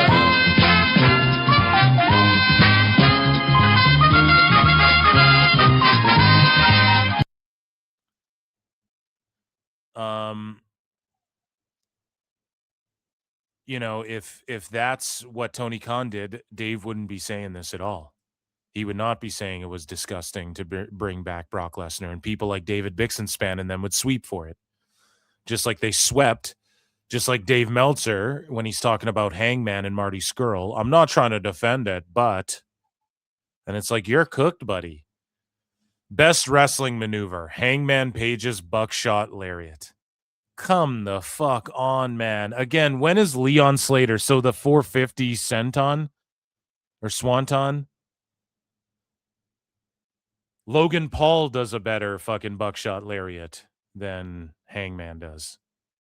The RKO, the OG cutter that actually made highlights. The buckshot lariat is shitty because he has to hit 4 of them to knock Samoa Joe off of his feet and shit like that. Dave Meltzer. So how is that the best move when you have the OG cutter out there? And you have guys on the indies hitting like fucking shooting star elbow drops and shit. Shit that's way cooler and way more impressive, and someone else does the move better than Hangman. And the RKO's out there. Randy Orton's been dishing RKO's out. He's just cooked, man. Worst worked match of the year. So worst worked, as in like the moves in the ring. So the worst worked, like the selling, the moves in the ring, calling shit in the ring. Rhodes versus Cena. Oh, come on now, Dave. That's not very fair. Oh, come on now, Dave. Chat me up. There's a lot to unpack here about Okada stabbing Takeshita in the head with a fucking screwdriver, Dave Meltzer. And then pinning him and the ref counting 1, 2, 3. Oh, but the work leading up to that was brilliant. Yeah, but none of that shit mattered. The finish was what mattered, right? The finish is what was supposed to get the heat on Okada, so that's what matters. That's what sells the match, right? So it was fucked up. Come on, man. The worst worked match. Some of these fucking women's matches in AEW or just all over the place in general. No, but for real, like Zelina Vega's had worse matches than Cena Rhodes. Like, you got to be joking. This is fucked up, man.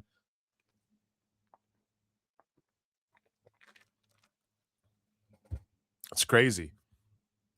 Worst worked match. So lazy ass Moxley and Darby Allin drowning in a fishbowl. That wasn't the worst worked match where there was no work. It was just garbage.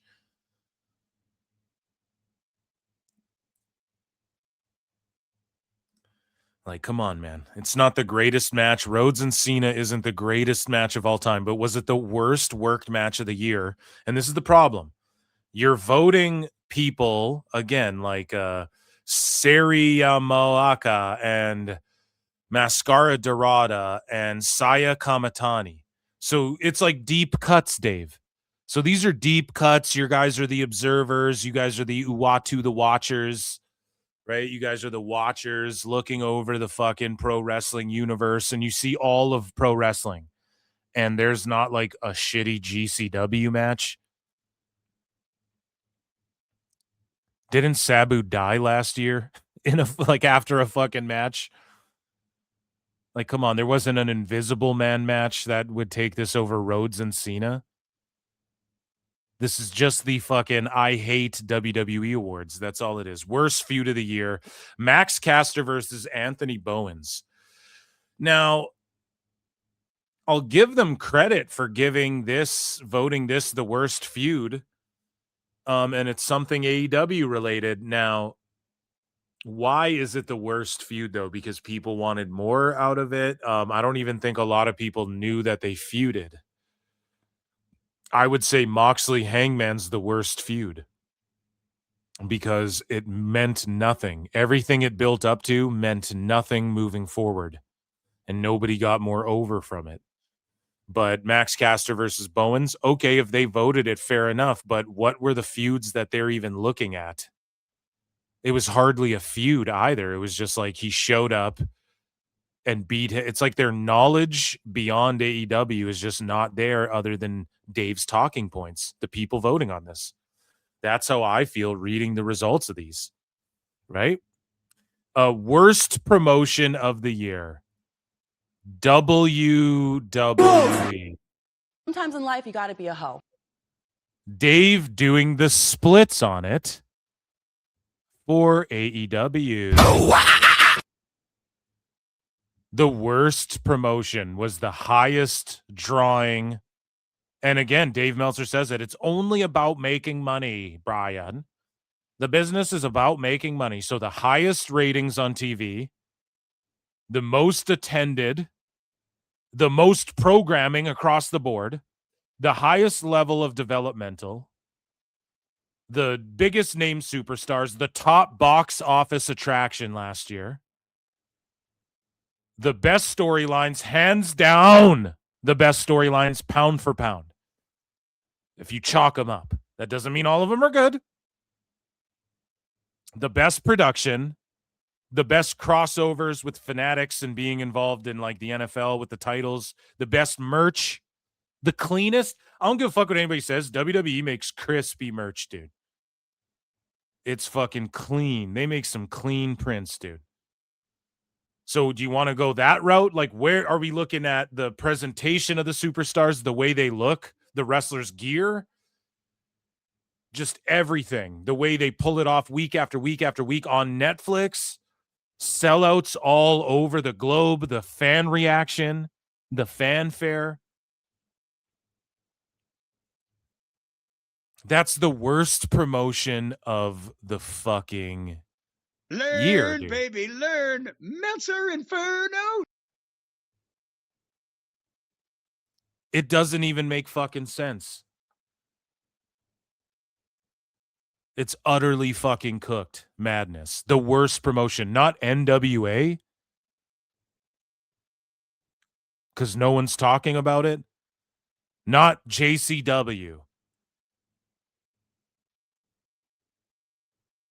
Not like, are you going to tell me fucking Ring of Honor's cooking harder? Ring of Honor's, it's a promotion, right?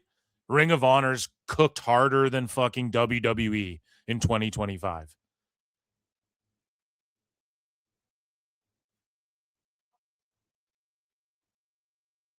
Are you fucking kidding me, dude? With everything everyone did, the rise of Vaquer, Jade Cargill, Naomi with her heel turn, Cena's last ride, honestly, AJ Styles' last ride as well, which I told you, motherfuckers, bunch of people fucking retiring. You had all of they drew everywhere they fucking went. Their house shows draw more than fucking 10 AEW Dynamites. And somehow the worst promotion of the year is WWE, but they had the #1 box office draw. And according to Dave Meltzer, the business is just all about making money. That's his own words. So how does that make fucking sense? That it's the worst promotion of the year? Not even like GCW or some shit. You know what I'm saying? Like not even TNA, like let's just say. And not to shit on them, but it's like, how do you stack up? I'd say worst promotion of the year, hands down, was AEW. Zero fucking storylines. And this isn't me just trying to be a hater. I watch every fucking Dynamite and Collision and shit. I sit here and put myself through it every week. Worst storylines in 2026. They're doing some good shit with Andrade and stuff. I won't fucking lie. Worst fucking storylines. Nothing meant anything when Mox finally dropped the title. You can just objectively look at the metrics that their fucking ticket sales are the lowest they've been. They had to switch from Dave Meltzer literally saying shit like poor people don't like AEW. Poor people don't like AEW. To all of a sudden, they're all coping by going, oh, it's family-friendly entertainment, and we got cheap tickets, guys. They average like under 2,000 tickets per Dynamite. The TV ratings have matched their lowest of all time. They've done their lowest of all time. They've beaten their lowest of all time last year. They did their lowest and then beat that lowest all in the same year. Key demos, the worst that they've done. And then the pay-per-view numbers got exposed. Dave Meltzer got exposed for lying about those. They're just a complete and utter anomaly. The numbers don't even match up to Attitude Era fucking numbers. And for some reason, AEW does better than the Attitude Era was doing in pay-per-view sales, if you match it up percentage-wise. And we expose that. So all of these things, they just completely shit the bed. They didn't build any stars. Think about where everyone is right now. Moxley's holding a title. It's meaningless. You barely see him. MJF coming and going. He's got the world title, okay, but he's just coming and going as he pleases, is what it is. Adam Page just held the title for a bit to start this year. He's fucking gone. Samoa Joe's hurt again. Fletcher's just got the TNT title back. Couldn't even win the C2. Couldn't even win the fucking C2 and get propelled up to like the next level. Everyone's just in the exact same spot they were a year ago. Or before that. Private Party come back. Oh, they beat them. They're doing FTR Bucks again. Everyone's in the same fucking spot. It's cooked, man. It's fucking cooked. No one's getting over. No one's taking it to the next level. They do a fucking bump in the ratings increase, and the ratings increases. That's across the board for wrestling. Then they're right back down to their fucking shitty numbers. After Dave's like, oh, the peak of WWE's over and AEW's crushing. It's crazy, man. It's madness. Grand Slam, none of the dirt sheets are covering how in Australia they don't fucking... there's no hype around the fucking show. And then how they were gouging for tickets again.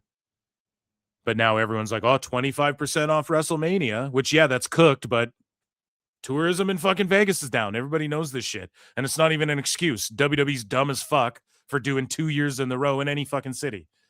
Fully, I agree with that. But worst promotional tactic, worst promotion of the year, WWE, and then most disgusting promotional tactic should be the fact that Dave Meltzer admitted this year that Tony Khan calls him on the phone to book the fucking best guys, shows. Tony Khan. Tony Khan calls him and checks in with him and promised him in 2019. And then Dave Meltzer got a call from Tone. Dave admitted that he was pushing for them to not do the overrun of the match from the pre-show to the pay-per-view.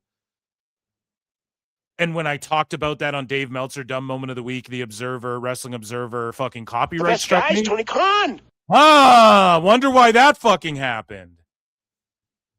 Weird.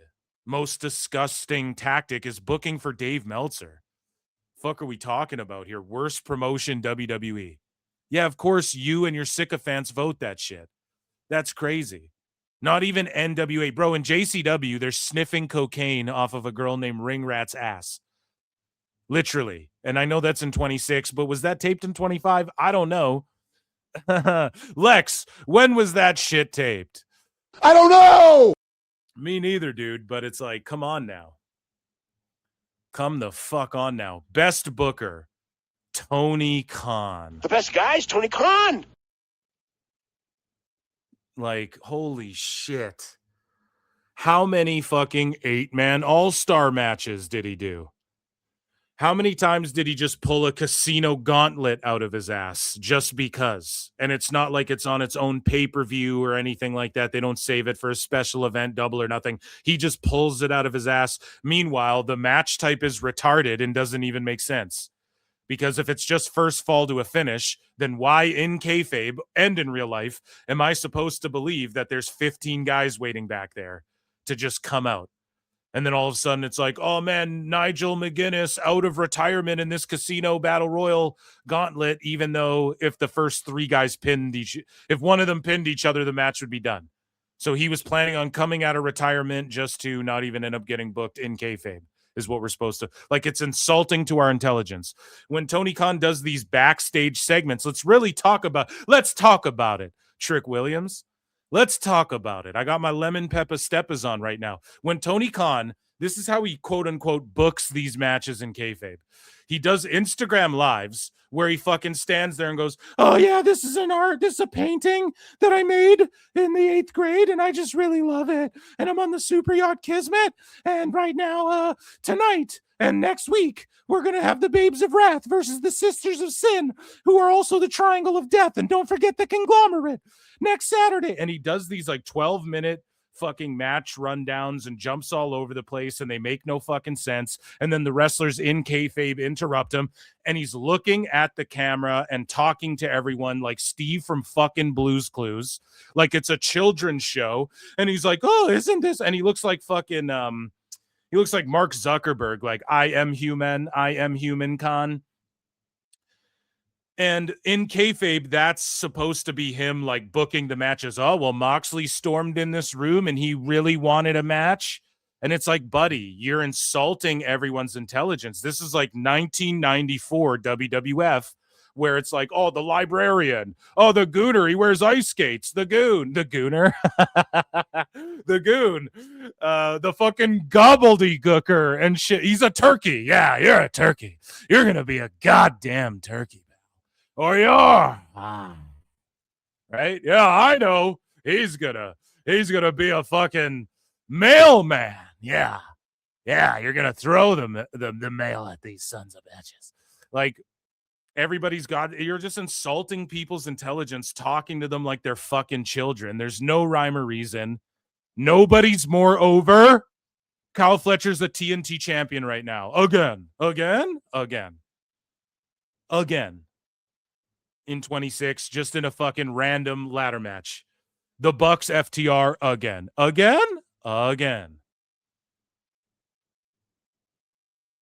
Okay? Everyone's in the same fucking position. Nobody's more over. There's not one star. There's not one person who's been developed in AEW that you can point to and go, oh yeah, they're drawing for AEW because Tone developed them into a star.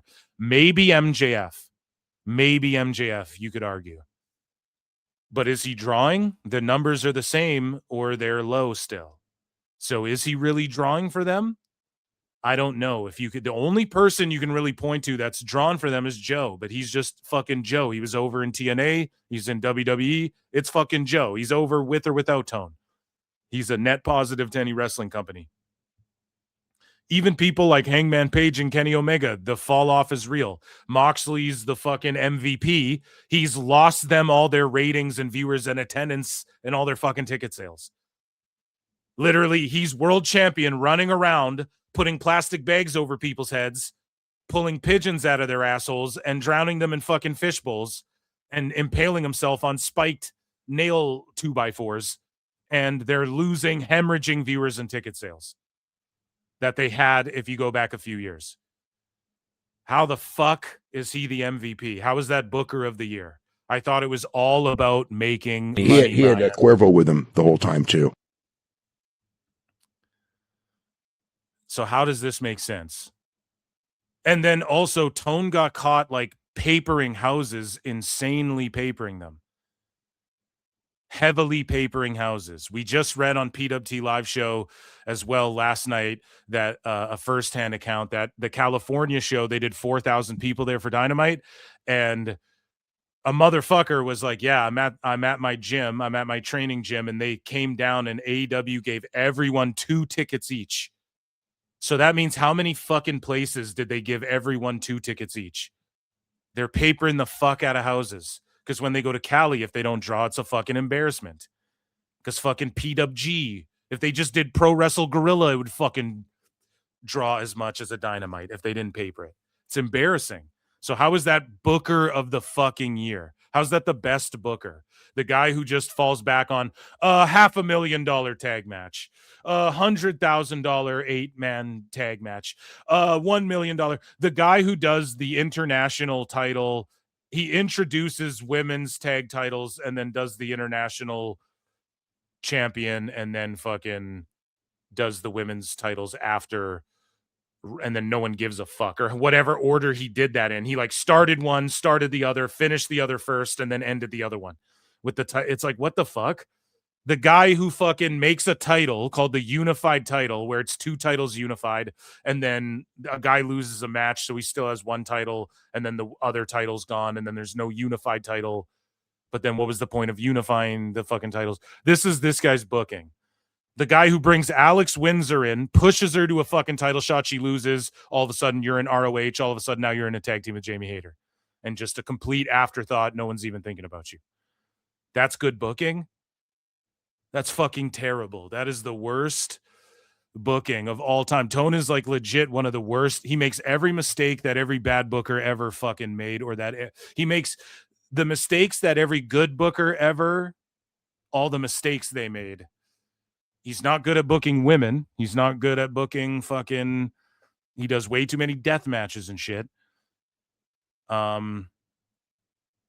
He's not good at booking like, so the title switches this last Dynamite, you had Ciampa and fucking Statlander both drop their belts. And think about this too. Ciampa dropped his belt to Fletcher after he beat Briscoe, but Briscoe beat Fletcher. So now instead of it being like a 3-way or something like that, some sort of dynamic where you could tell a story there, it's just Fletcher versus Briscoe in a ladder match. Stupid Why? idiot. None of that shit even makes sense. Fucking terrible. I have no idea how that's the best booker, other than he calls Dave. This is why he's the best booker, because Dave is also booking. Tony Khan. So he deemed himself the best booker because Dave gets on the phone and says, tells Tony, oh no, don't do that overrun thing on the pay-per-view thing. And people were actually putting it over. They're like, oh, it was unique. It was cool. He did that. Some people were shitting on it, but Dave was all glib about it. Why? Because even he tried to tell Tone not do it. And then Tone fucking did it anyways. And I'm glad Tone did it because it was something different. But then what did they do? They hot-shotted it in the very next pay-per-view. They fucking did it again. Tony Khan. Because Tone's not a good booker. If he was a good booker, he wouldn't have done it a fucking again immediately right after. So the promoter of the year, guys. The promoter of the year. Salvador Luderoth.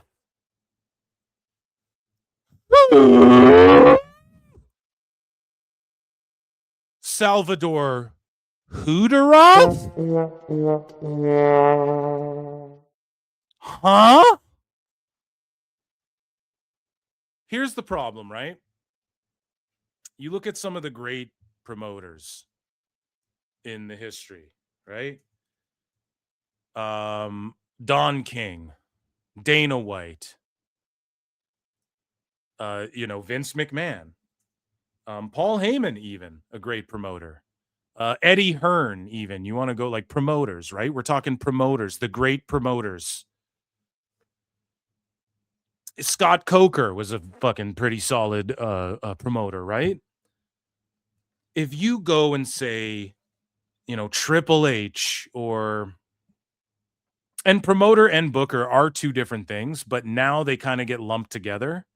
So it's weird that like promoter of the year, booker of the year, it's kind of the same thing because Triple H sort of assumes both roles and so does Tony Khan. And it's weird that Tone's the booker of the year, but he's not the promoter of the year. He doesn't do good promotion. It's so fucking stupid. If you're a good promoter, people know your name too. People know who you are as well. If you're a good promoter, Brett Lauderdale is the promoter for GCW. Now, he doesn't promote and book every single fucking GCW show. I think he clears it, but it's not like he might be the end all be all on every single show, but it's, GCW run shows, whatever. Someone could technically break it down. I'm sure JJ could technically break it down for me. But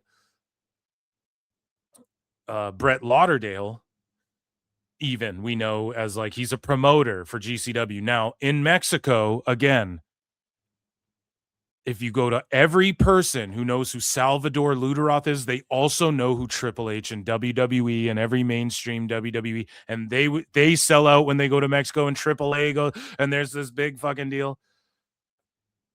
And look at what AAA is doing. Like, so they're not in the mix. Maybe you give it to him for repeatedly selling out the same building. I think it's more impressive to go to different cities all over a country and sell out.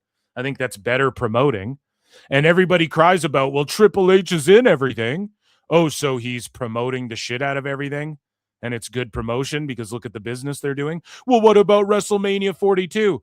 They're cutting prices and they'll end up just slashing them till they're so fucking cheap, and then they'll comp a bunch at the end, and it won't be papered the way fucking All In is, but they'll fill it up. They'll find a way. UFC does this too.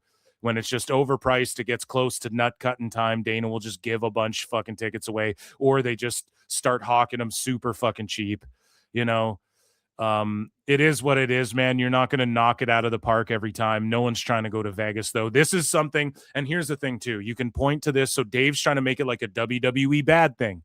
No, the Vegas WrestleMania thing is an objective fucking across the board everywhere in the entertainment industry, everywhere. Other fucking media outlets are talking about how tourism in Vegas and the prices in Vegas are just outrageous. No one wants to go to fucking Vegas right now. No one wants to go to America right now. Last year, they already did it in Vegas. The people who went to the Vegas were saying, listen, it was fun, but I hope they do it somewhere else. No one really wanted it in Vegas. It is an L on WWE's part, and they're going to have to bite it. And the drawing capability, we see it on display every week. It's just that they're trying to do this mega event where they're gouging for fucking ticket prices. People can't afford the shit, and no one's trying to go to Vegas right now, period. Across the board. Not to see Celine Dion, not to see Shania Twain. What? Not to see Britney Spears. I don't even know if she got a goddamn show there, kid. What? Okay? But the best promoter, I would say the best promoter is the one that across the globe, everyone goes, oh yeah, we know that promoter. So that would be Triple H or Nick Khan, whoever you want to give it to. Salvador Luderoth, because he filled the same building that they own, that the company he works for owns, and the tickets are $8 tickets, and it's a hangout. Even if you don't like the matches, it's a fucking hangout. And they drew the same people over and over and over and over again, not across country. Is that really the best promoter? The best local promoter? And not even to shit on it. Hey, I'm a local club promoter in LA. I promote for these two different clubs, and I get them packed every week, and I'm crushing it. Yeah, dude, in LA, that's LA's hottest promoter. That's what you'd say. In the entertainment industry, we go, oh yeah, that's New York's hottest fucking promoter right now. So that's Mexico's hottest promoter, but the overall of pro wrestling promoter of the year? Fuck are we talking about, man? Fuck are we talking about? This shit is crazy. So moving along, the best gimmick, timeless Tony Storm. It's the most outlandish. It's the most creative. It's the most like a cartoon character. It's the most like taking a chance. And being more than like, the Undertaker is supposed to be this dead man zombie guy. People kind of grew out of the hokey. We just talked about the gobbledygookers and the garbage men and shit.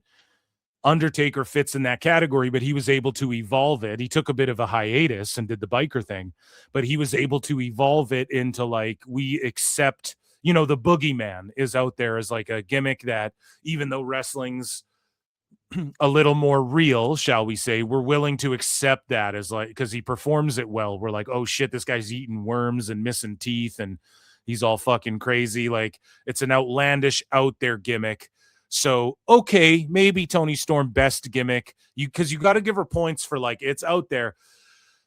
But Obafemi's like that too. I mean, he does the rula, like he has the fake accent and stuff, and he probably, Obafemi basically doing M'Baku from Marvel Comics, right?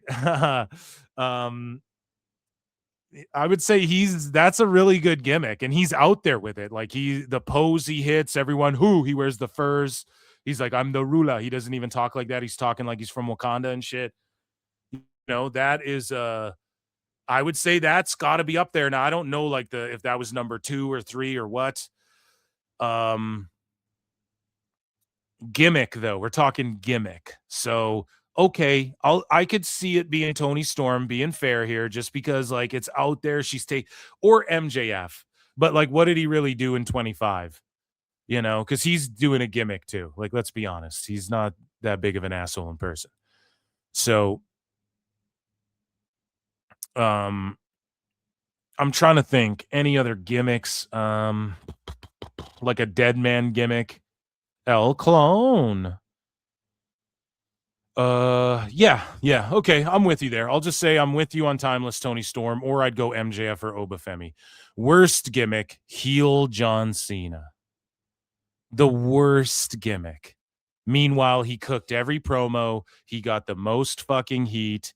He fucking smashed everything out of the park. It was all good. It's not what the people wanted to see him retire as, was a fucking heel. That's the only problem with it. So it wasn't the worst gimmick by any means. Hologram or El Clone is one of the worst gimmicks. Okay? There are way worse fucking gimmicks. How about what MXM are doing? And they're shitty fucking, they're dumb, like, oh, let's make sex jokes in front of the Rizzler. Because that's not creepy at all. Epstein, lock him up. But like, how about what MXM is doing? That's like the worst gimmick. They were doing it in WWE and everyone shit all over it. But they go and do it in AEW and Ring of Honor, and it's just as cringe and no one bats an eyelash.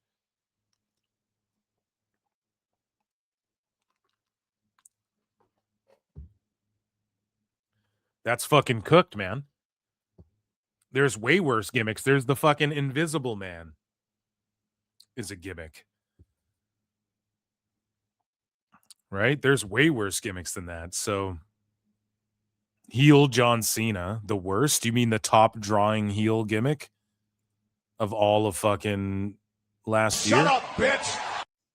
Fucking crazy. So that, ladies and gentlemen, was Dave Meltzer's Wrestling Observer Newsletter 2025 awards.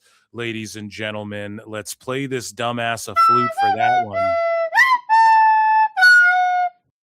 Absolutely maddening and fucking crazy. I have a couple more quick ones for you guys. And don't forget, there are bonus episodes of Dave Meltzer Dumb Moment of the Week on patreon.com/Pro Wrestle Times. The second one's getting uploaded right away. I just had the flu, so I'm like a day behind on edits and fucking clips and everything. So this is a one-man army over here, okay? This is a one-man show. But we have Dave Meltzer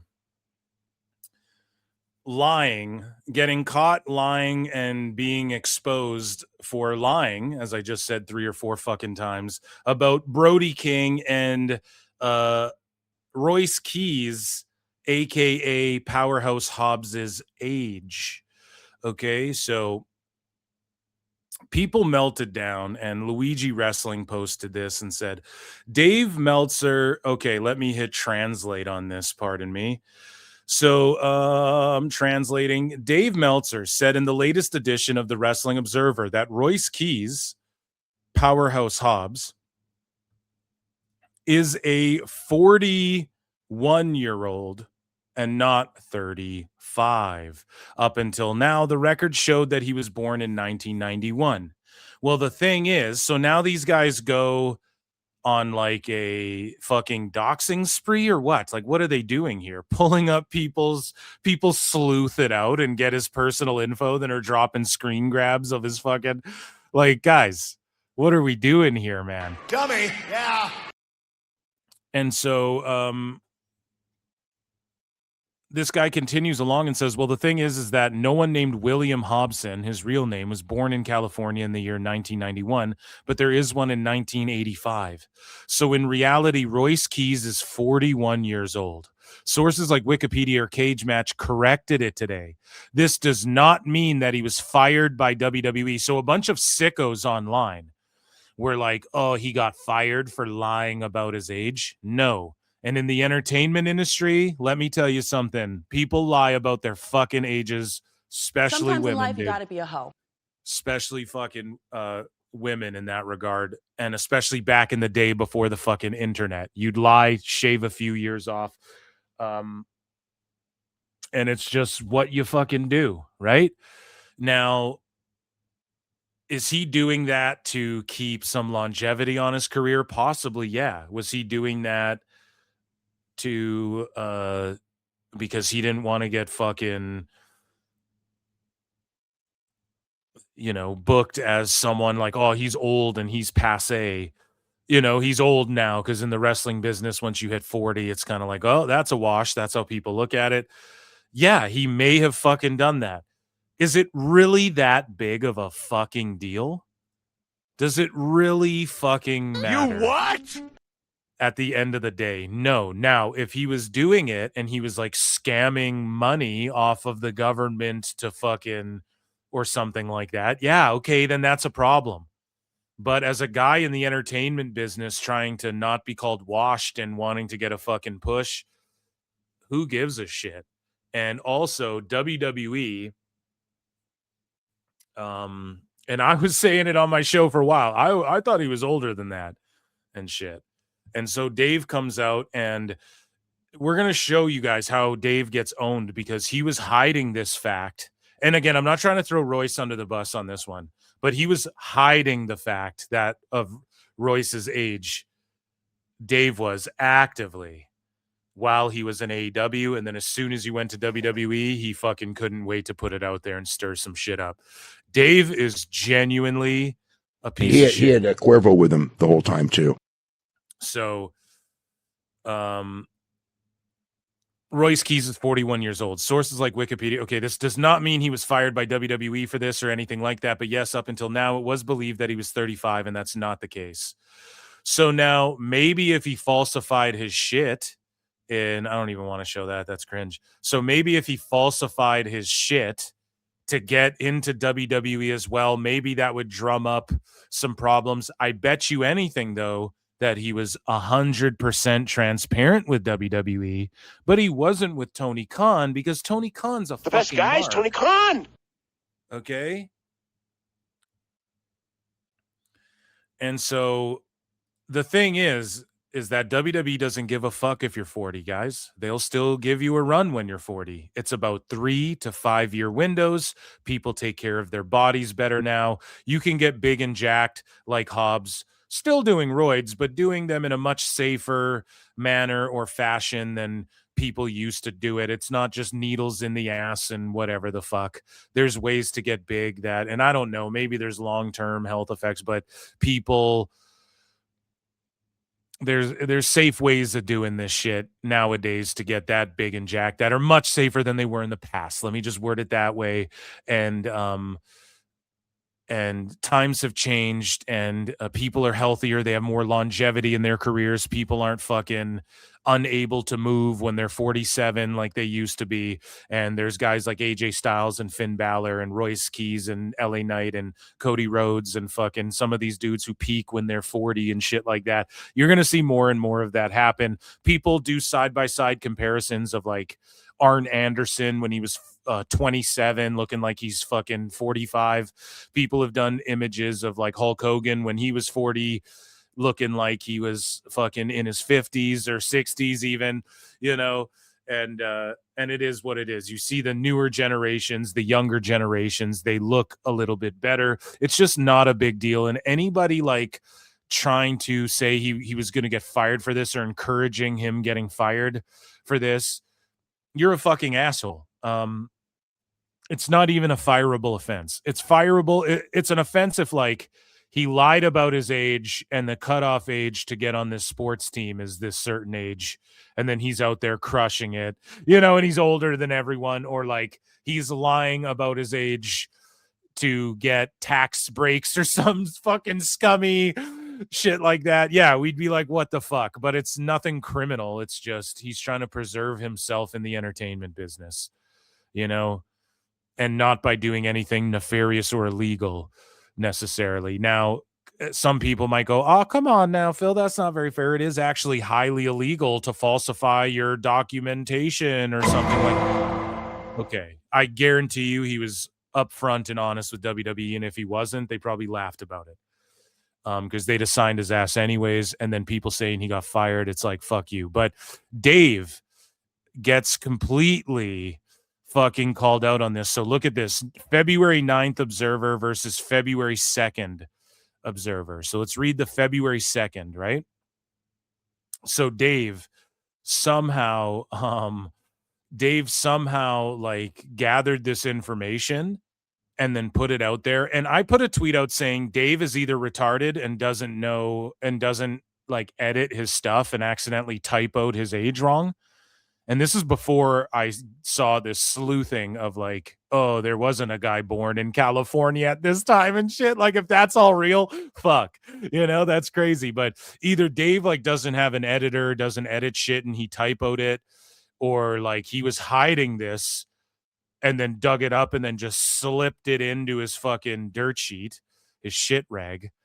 Let's read here, though. He talked about earlier in February, so this was like a couple weeks ago, if WWE did offer him similar money, in theory, it would guarantee a decent push, although in the end, and this is a run-on sentence, guys. Like, why you got to do a run-on? Oh, man, look at how long this run-on is here. I'm counting 1, 2, 3, 4, 5 commas.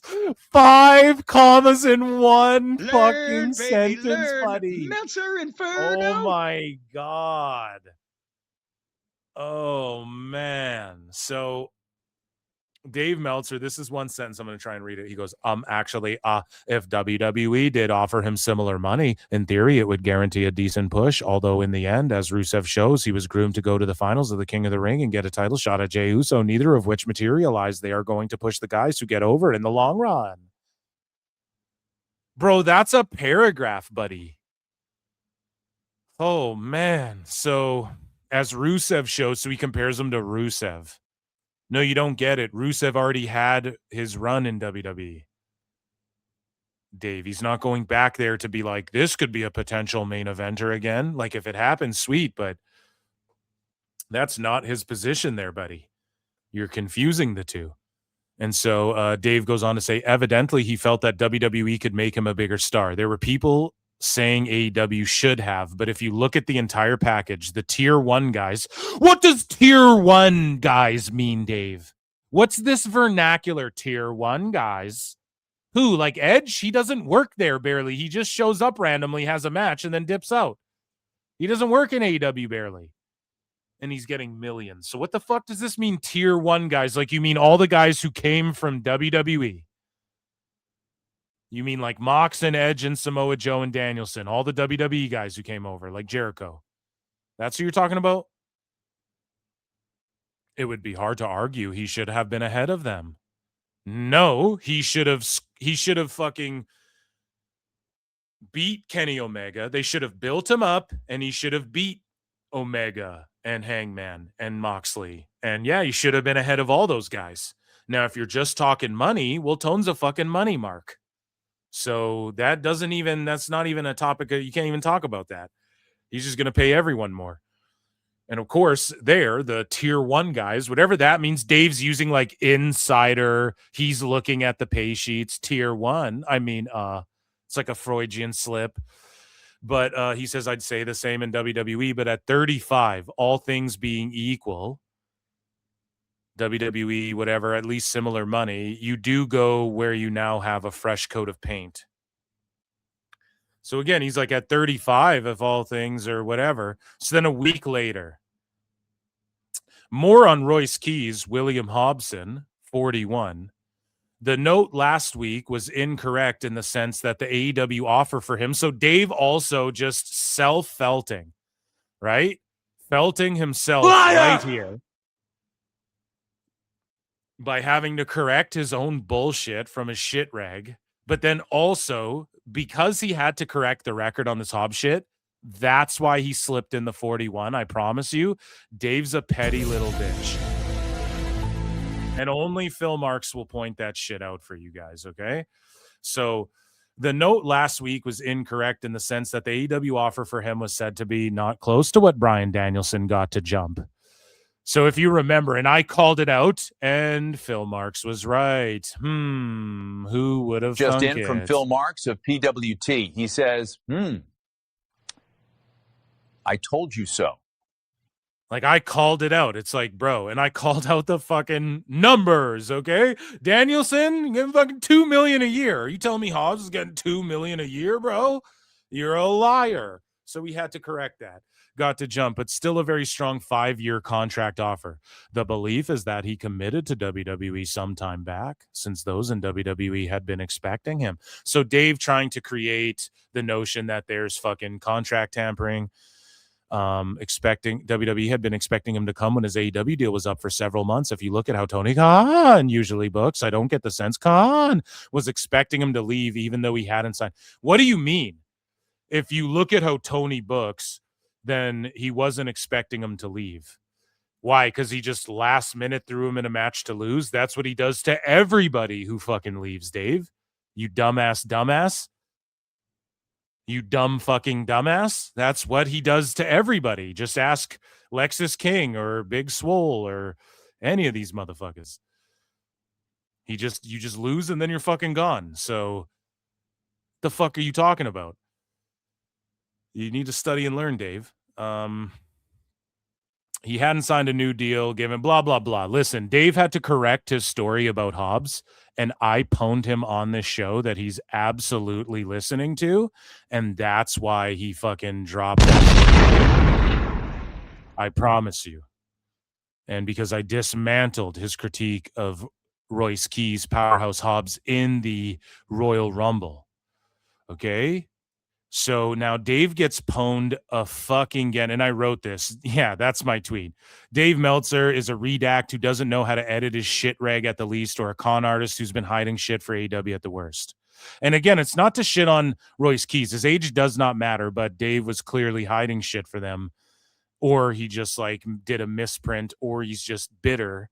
There's 3 options here, right? And I pointed them all out. So, as you guys know, and sorry for all the scrolling, guys, close your eyes for 2 seconds. Close your eyes. Look in my eyes. What do you see? Because I got to scroll through this and just find a couple things here on Brody King and WBD, because Dave Meltzer got smashed to Obliviacree by WBD. Now, he talks all this shit about WBD and he knows execs and blah, blah, blah, blibbly blue. But the motherfucker continues to lie. And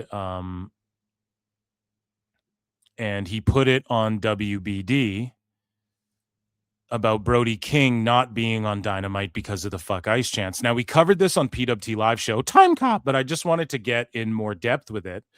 And Dave all the time talks about, like, he knows execs and he knows this and that, and he has insiders and all this shit. And they won't come out and say, like, yeah, well, your numbers are confirmed, Dave. But they come out to tell him to shut the fuck up when he keeps putting shit on them. Shut up, bitch! And I maintain the theory, Austin theory, I maintain that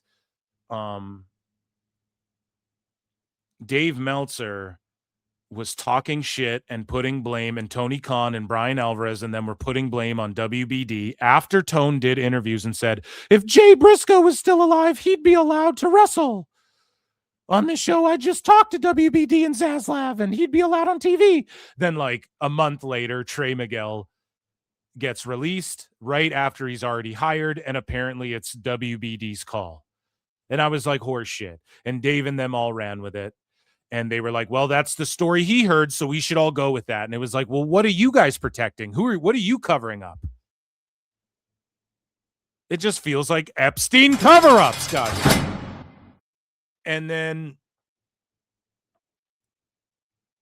then what happens is WBD takes all the heat for that. And then now the fuck ice thing goes down and the media landscape's moving a little more conservative, right, in that direction. And then AEW, apparently, according to the dirt sheets, they were like, oh, we loved the publicity we got from that shit. And then Brody King's not on the show, and Dave Meltzer goes, well, it was from higher ups.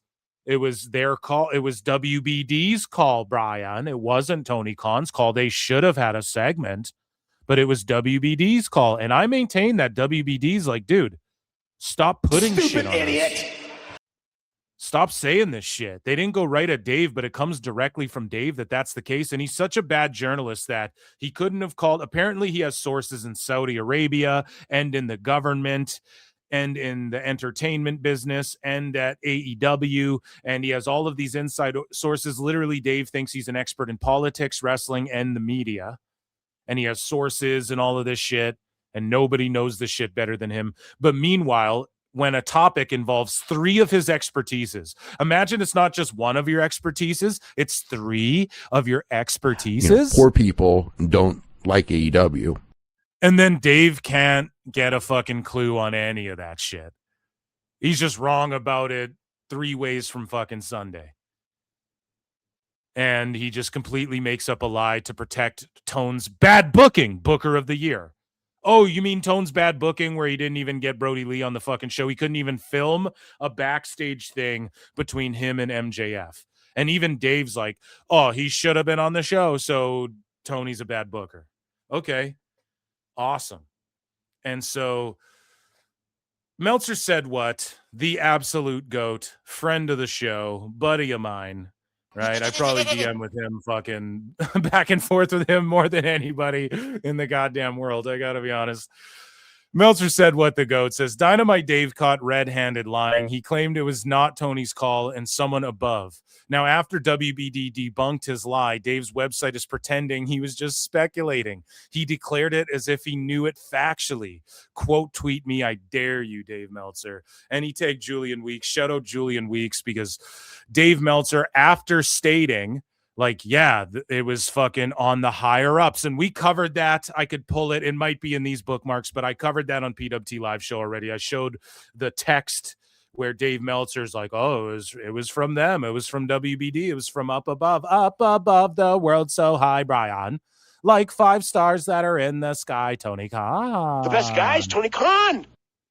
Twinkle, twinkle, shiny flute. Phil Marks just gave me the boot.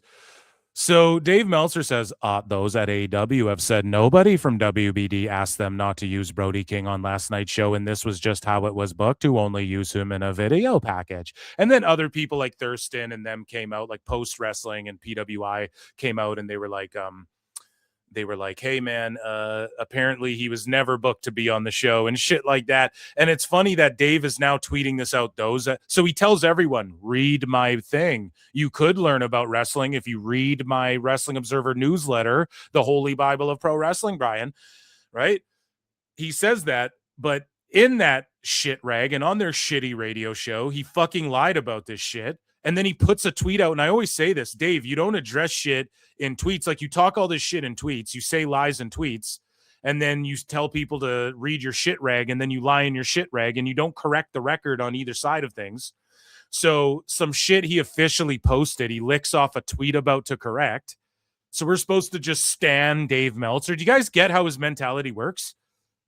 I'm giving you an insight on his psyche. Like, he expects you to stand every fucking thing. Like, imagine if I came on here and got mad. Oh, not all of you guys watched what I did on my Phil Marks Out channel, where I'm talking about fucking comic books or superhero movies. You guys didn't all go check that out. Yeah, you're fucking wrestling. You're not going to follow every single fucking thing I do.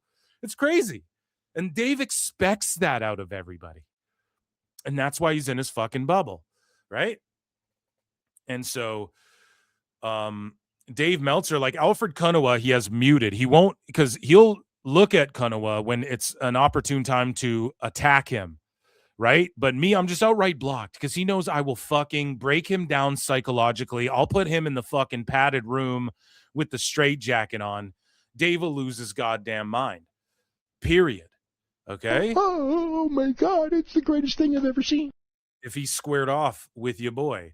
So, yeah, he had this to say. We had heard over the weekend that there were concerns about how much pub the situation had gotten from the WBD side, but those at AEW said they were not told to put him on the show. So then why didn't you just talk to Tone and say that? So you were told over the weekend a fucking lie, according to you, which is more than likely a lie because you talked to people in AEW and then they corrected the record on some shit you made up. And instead of just saying, I made that shit up, you sit there and just spew more lies.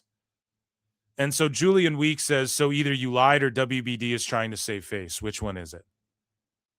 And then he goes, don't act like you see my tweet. You quote tweet me multiple times per week. Don't be shy now.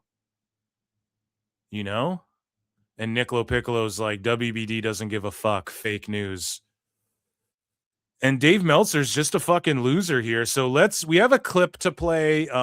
Let's read this excerpt. So during Wednesday's Wrestling Observer Radio, Dave Meltzer speculated that the reason King wasn't live was the fear of more anti-ice chants, saying this is again not a Tony Khan call. This is from above. Just sweeping, protecting his son Tony Khan, dude.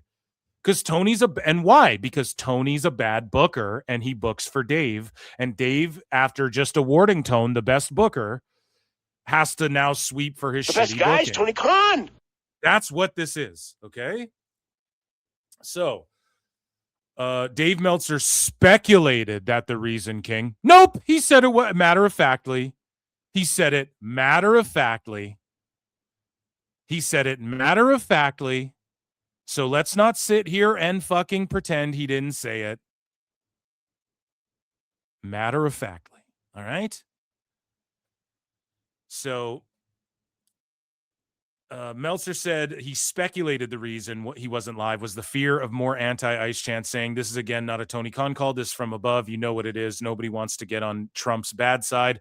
If it wasn't for that, nobody would care. It's just a chant, but unfortunately, WBD have got a company they're trying to sell and get regulatory approval from a guy who's going to take that stuff personal. That's just how it is. So they sit here and go, he speculated. Then they quote him going, this is again, definitively saying, this is again not a Tony Khan call. This is from above. You know what it is. Then he attributes all of the reasoning as to why WBD were the ones who pulled the plug and pulled the cord on that shit. But he's fucking lying because then they try to spin it as if it's a speculation. Liar! People read this. People pay for this and read it and get mad at me that I do this fucking show. Exposing this loser. Holy Liar! fuck. Tell us what you know, you goddamn liar! No, Dave, you said it definitively and then did a paragraph of attribution as to why they would be upset. Fucking dumbass. Jesus, fuck, man. And people lap this up and get mad at me. Oh, you're obsessed with Dave. No, it doesn't matter. It's funny to fucking A-log people. I don't give a shit what anybody has to say. If you don't agree, don't fucking tune in. I'm sorry. Okay? I don't know what to fucking tell you. But, you know, there's 50 years of toxic bullshit and lies that we have to fucking expose. So it's okay for people to just lie to you and steal people's money for it. Literal grifting. Huh. So that's okay with people. You know? But calling this shithead out on his bullshit is not okay with people. Crazy to me. I'll never understand. But here's a clip. Let's play the clip. Let's listen to some audio here. I'm dying for it. When he comes back, it will happen again. I don't know how they're going to handle it. You know, maybe they're hoping it goes away. This is, again, not a Tony call. This is from above. And here's the problem. Well, I guess I read this. We'll just listen to Dave say it from his own chicken lips, to quote one Jim Cornette. But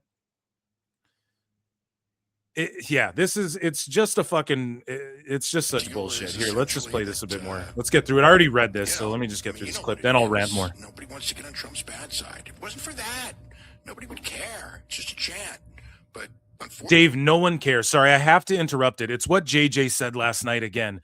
PWT live show every Wednesday and Saturday. Listen, guys. It was that crowd. It was that isolated crowd. Like, he did the fuck ice thing, and then he was on TV for how many months, and they weren't chanting fuck ice in every market. So in that building with those 1,200 people, they were all on that time. They were all on that same energy. This isn't going to be a problem anywhere else. And Dave is sweeping for Tone's bad booking. Sorry, I promise I'll play this clip without fucking. You know, I mean, they got a company that they're trying to sell and get regulatory approval from a guy who, you know, is going to take that stuff personal. You know, I mean, that's just how it is. So, yeah, no Brody King on the show when he absolutely, of course, Brody King and MJF should have had a segment on the show. But I really don't want to complain about that because. But I won't complain about it. But I don't want to complain about. But Marty Scurll and Hangman. But I don't want to complain about it because, you know, they have to keep him off TV. So then was it bad to book him and let him wear a fuck ice thing? At what point does he just go, Tone's a bad booker? The best guy is Tony Khan.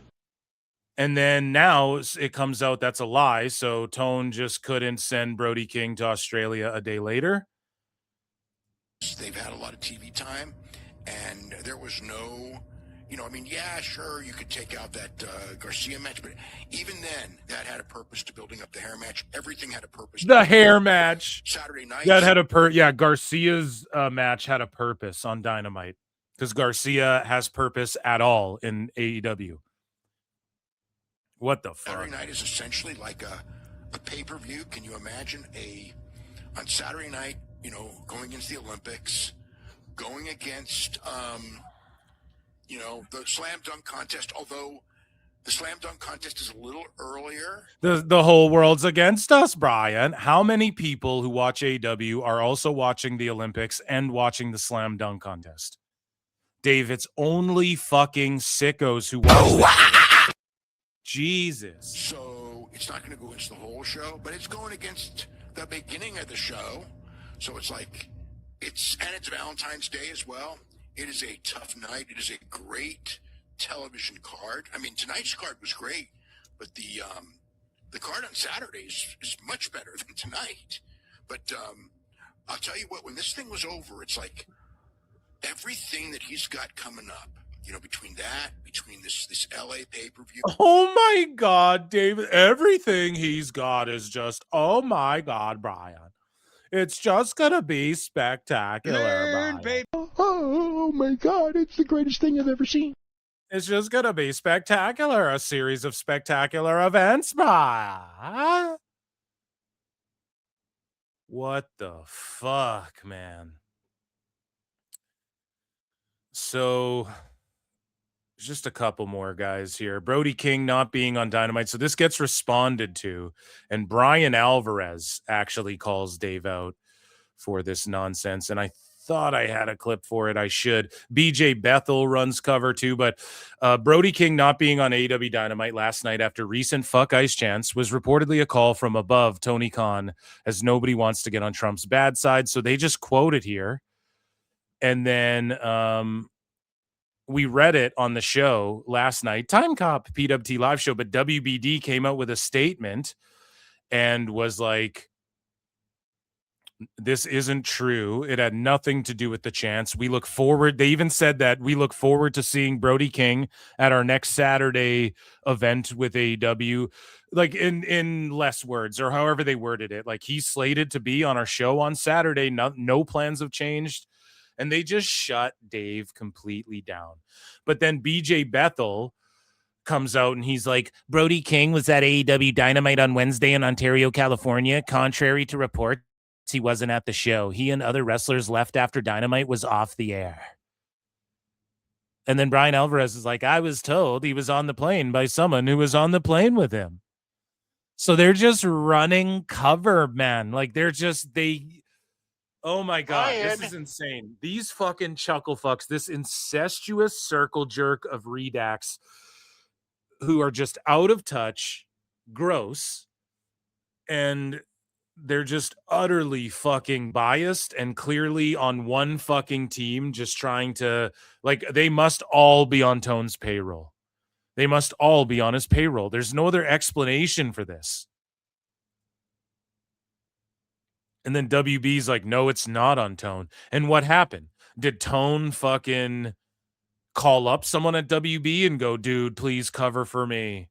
And so Alfred Kunawa at This Is Nasty post, WBD did not have any involvement in Brody King's upcoming AEW schedule. Any speculation to the contrary is categorically false. Brody is scheduled to appear during the next AEW event, which will air this Saturday on TNT and HBO Max. So there you go. There's the quote. And then Eric Bischoff, Uncle Eazy-E, responded and said, I'm one of a long list of industry veterans from different parts of the business, from different backgrounds and skill sets, and all with different accomplishments.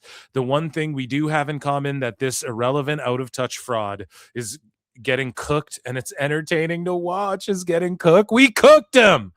He's cooked. We've cooked his ass. And even Brian Alvarez of the Wrestling Observer, Tryin' Brian, Dave made up his story in his vivid imagination. Turns out the reason Brody King wasn't on Dynamite was because he was in the air already on the flight. Australia, liar, liar, pants on fire. And yeah, so Brian Alvarez, with credit, he was saying, yo, the person who's on a plane with him, I know someone who's on a plane with him. So again, who's talking to Bri? Like, well, I have friends. Okay, but you and Dave ruin and make AEW uncool. You guys ruin it and make it uncool. So maybe fucking stop just openly saying you're talking to people who work there. But anyways, he debunks it. Even Brian's trying on this one. Personally, that's just how it is. Because it's too humiliating. It's too humiliating, right? Like, Brian's already forced to go out there and humiliation ritual himself by shitting, like having faux outrage and shitting on NXT so much and being so triggered by Ava Raine. And now he's like, oh, fuck, Ava Raine's not in the Fed. Fucking 90% of my shtick is gone. What do I do, Daddy Dave? And he's a little whipping boy and a cuck. And he definitely gets humiliation ritualed like once a week with his NXT takes. But even this is too much for Bri, you know? WBD issued the following statement Thursday afternoon. Warner Brothers Discovery did not have any involvement in Brody King's upcoming AEW schedule. Any speculation to the contrary is categorically false. Brody is scheduled to appear during the next AEW event, which will air this Saturday on TNT and HBO Max. So, all I can tell you is that this is not from Brody King, but it is from somebody who was on the flight with Brody King. The reason Brody King was not on the show last night was because he was in the air. The problem with Dave too is that people are saying like he's just very anti-Trump and shit.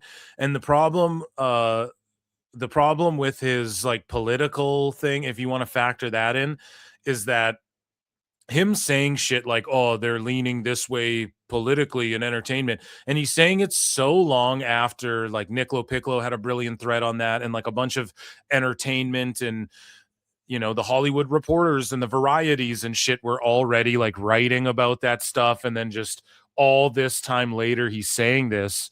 And it's like, man, I don't even know if it's that. Like, you know, I think you're just making shit up and you're letting your fucking delusions take over, and you're just making any excuse to protect Tony's shit booking. Because he's about to announce, like, he knew before all of this, he was about to announce that Tone was Booker of the fucking year. So he's just like trying to hide Tone's bad booking. And it's a mixture of all the stuff, right? But I just think it has a lot to do with like, because one of the criticisms is like, why isn't fucking Brody King and MJF on this show building up to the title match before you go to Australia? You couldn't even do a vignette. It's because Tone's a bad booker. He's not thinking about vignettes. He's sleeping in. He's waking up. He's not sleeping. And he's fucking quickly writing matches, phoning Dave saying, is this good? And then Dave goes, well, you should do this and this if you can, Tone. And then Tone's like, well, this person's not in town. So that's why there's no like good character building vignettes. When people are about to do returns, the wrestlers go independently shoot their own vignettes, pitch them to Tone. Then he uses them, doesn't even reimburse the talent. This is a shoot. And some of them don't care because they're like, well, my thing got fucking put on the air and I get to come back. Like Julia Hart and them went independent with their stuff. And then that's it. That's the only vignette. And you don't get that creativity again. And then there's no follow up on those shits because it's Tone and his lack of like even thinking of how do we tell stories in and out of the ring and all of this stuff. It's just straight garbage. Flying with a lot of the wrestlers to Australia.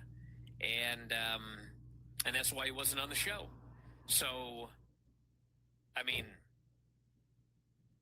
I strongly suspect that WBD was not thrilled with the anti-ice chants on the show last week, but they are making it very clear. And like Brian's just such a motherfucker too, because he goes, I strongly feel like I would strongly suggest, or what did he just say? Let's bring it back. I strongly believe that.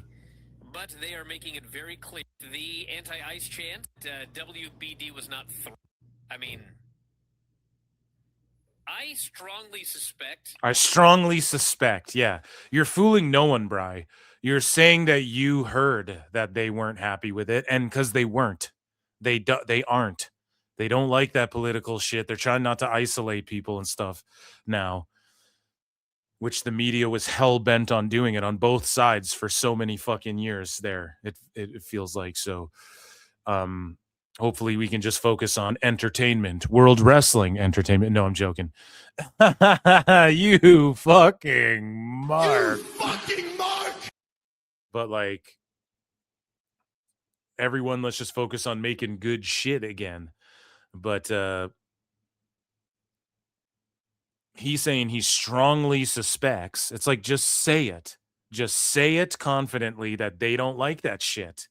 Stop trying to be all mysterious, you old fuck. Calls about who can and cannot be on television. You old short fuck. So I think the big question that I still have, which started this whole thing, is, all right, fine. They're both on a flight to Australia. Why was the only thing on the show a 30-second video package? I mean, I fucking agree. I agree. Trying Brian is trying time and time again. That's why he has multiple nicknames when it comes to this stuff. So even Brian has to felt Dave from time to time.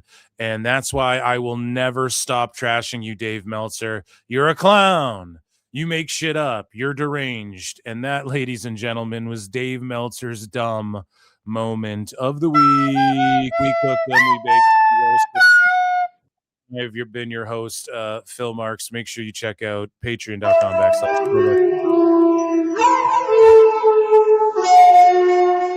For more Dave Meltzer dumb moment of the week. Scully Vibes been a member for 21 months.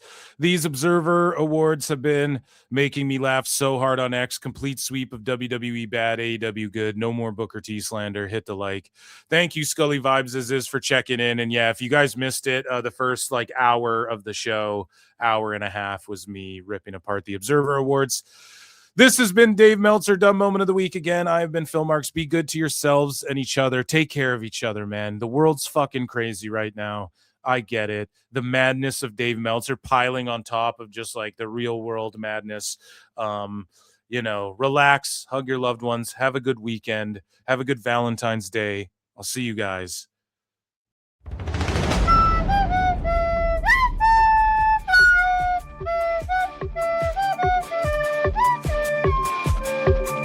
Oh my God, it's the greatest thing I've ever seen. You're overdue. I just felt it's something that makes you look good, and that's cool, and I'm all for it. But I think you need to tone this down because now it's getting intrusive to the show. But they can go in the afternoon for a US Hold show, on a second. as they did there, and they can do 180,000 buys for an afternoon show, which they've also done for All In. So okay, we know they can do. We know they can do big. Can I continue this before you cut me off? We know one thing. Yes. We know It might have done well because it went on first. I'm not saying it would. Here's my thing, Dave. But here's okay. Wait. Okay, here's the thing. Oh my God, that's the greatest thing I've ever seen. I mean, it didn't mean anything to me. It was just a match. That's the problem, Dave. It should mean something to you. Give him a quick squash win just to show that, like, you know, he's not a loser.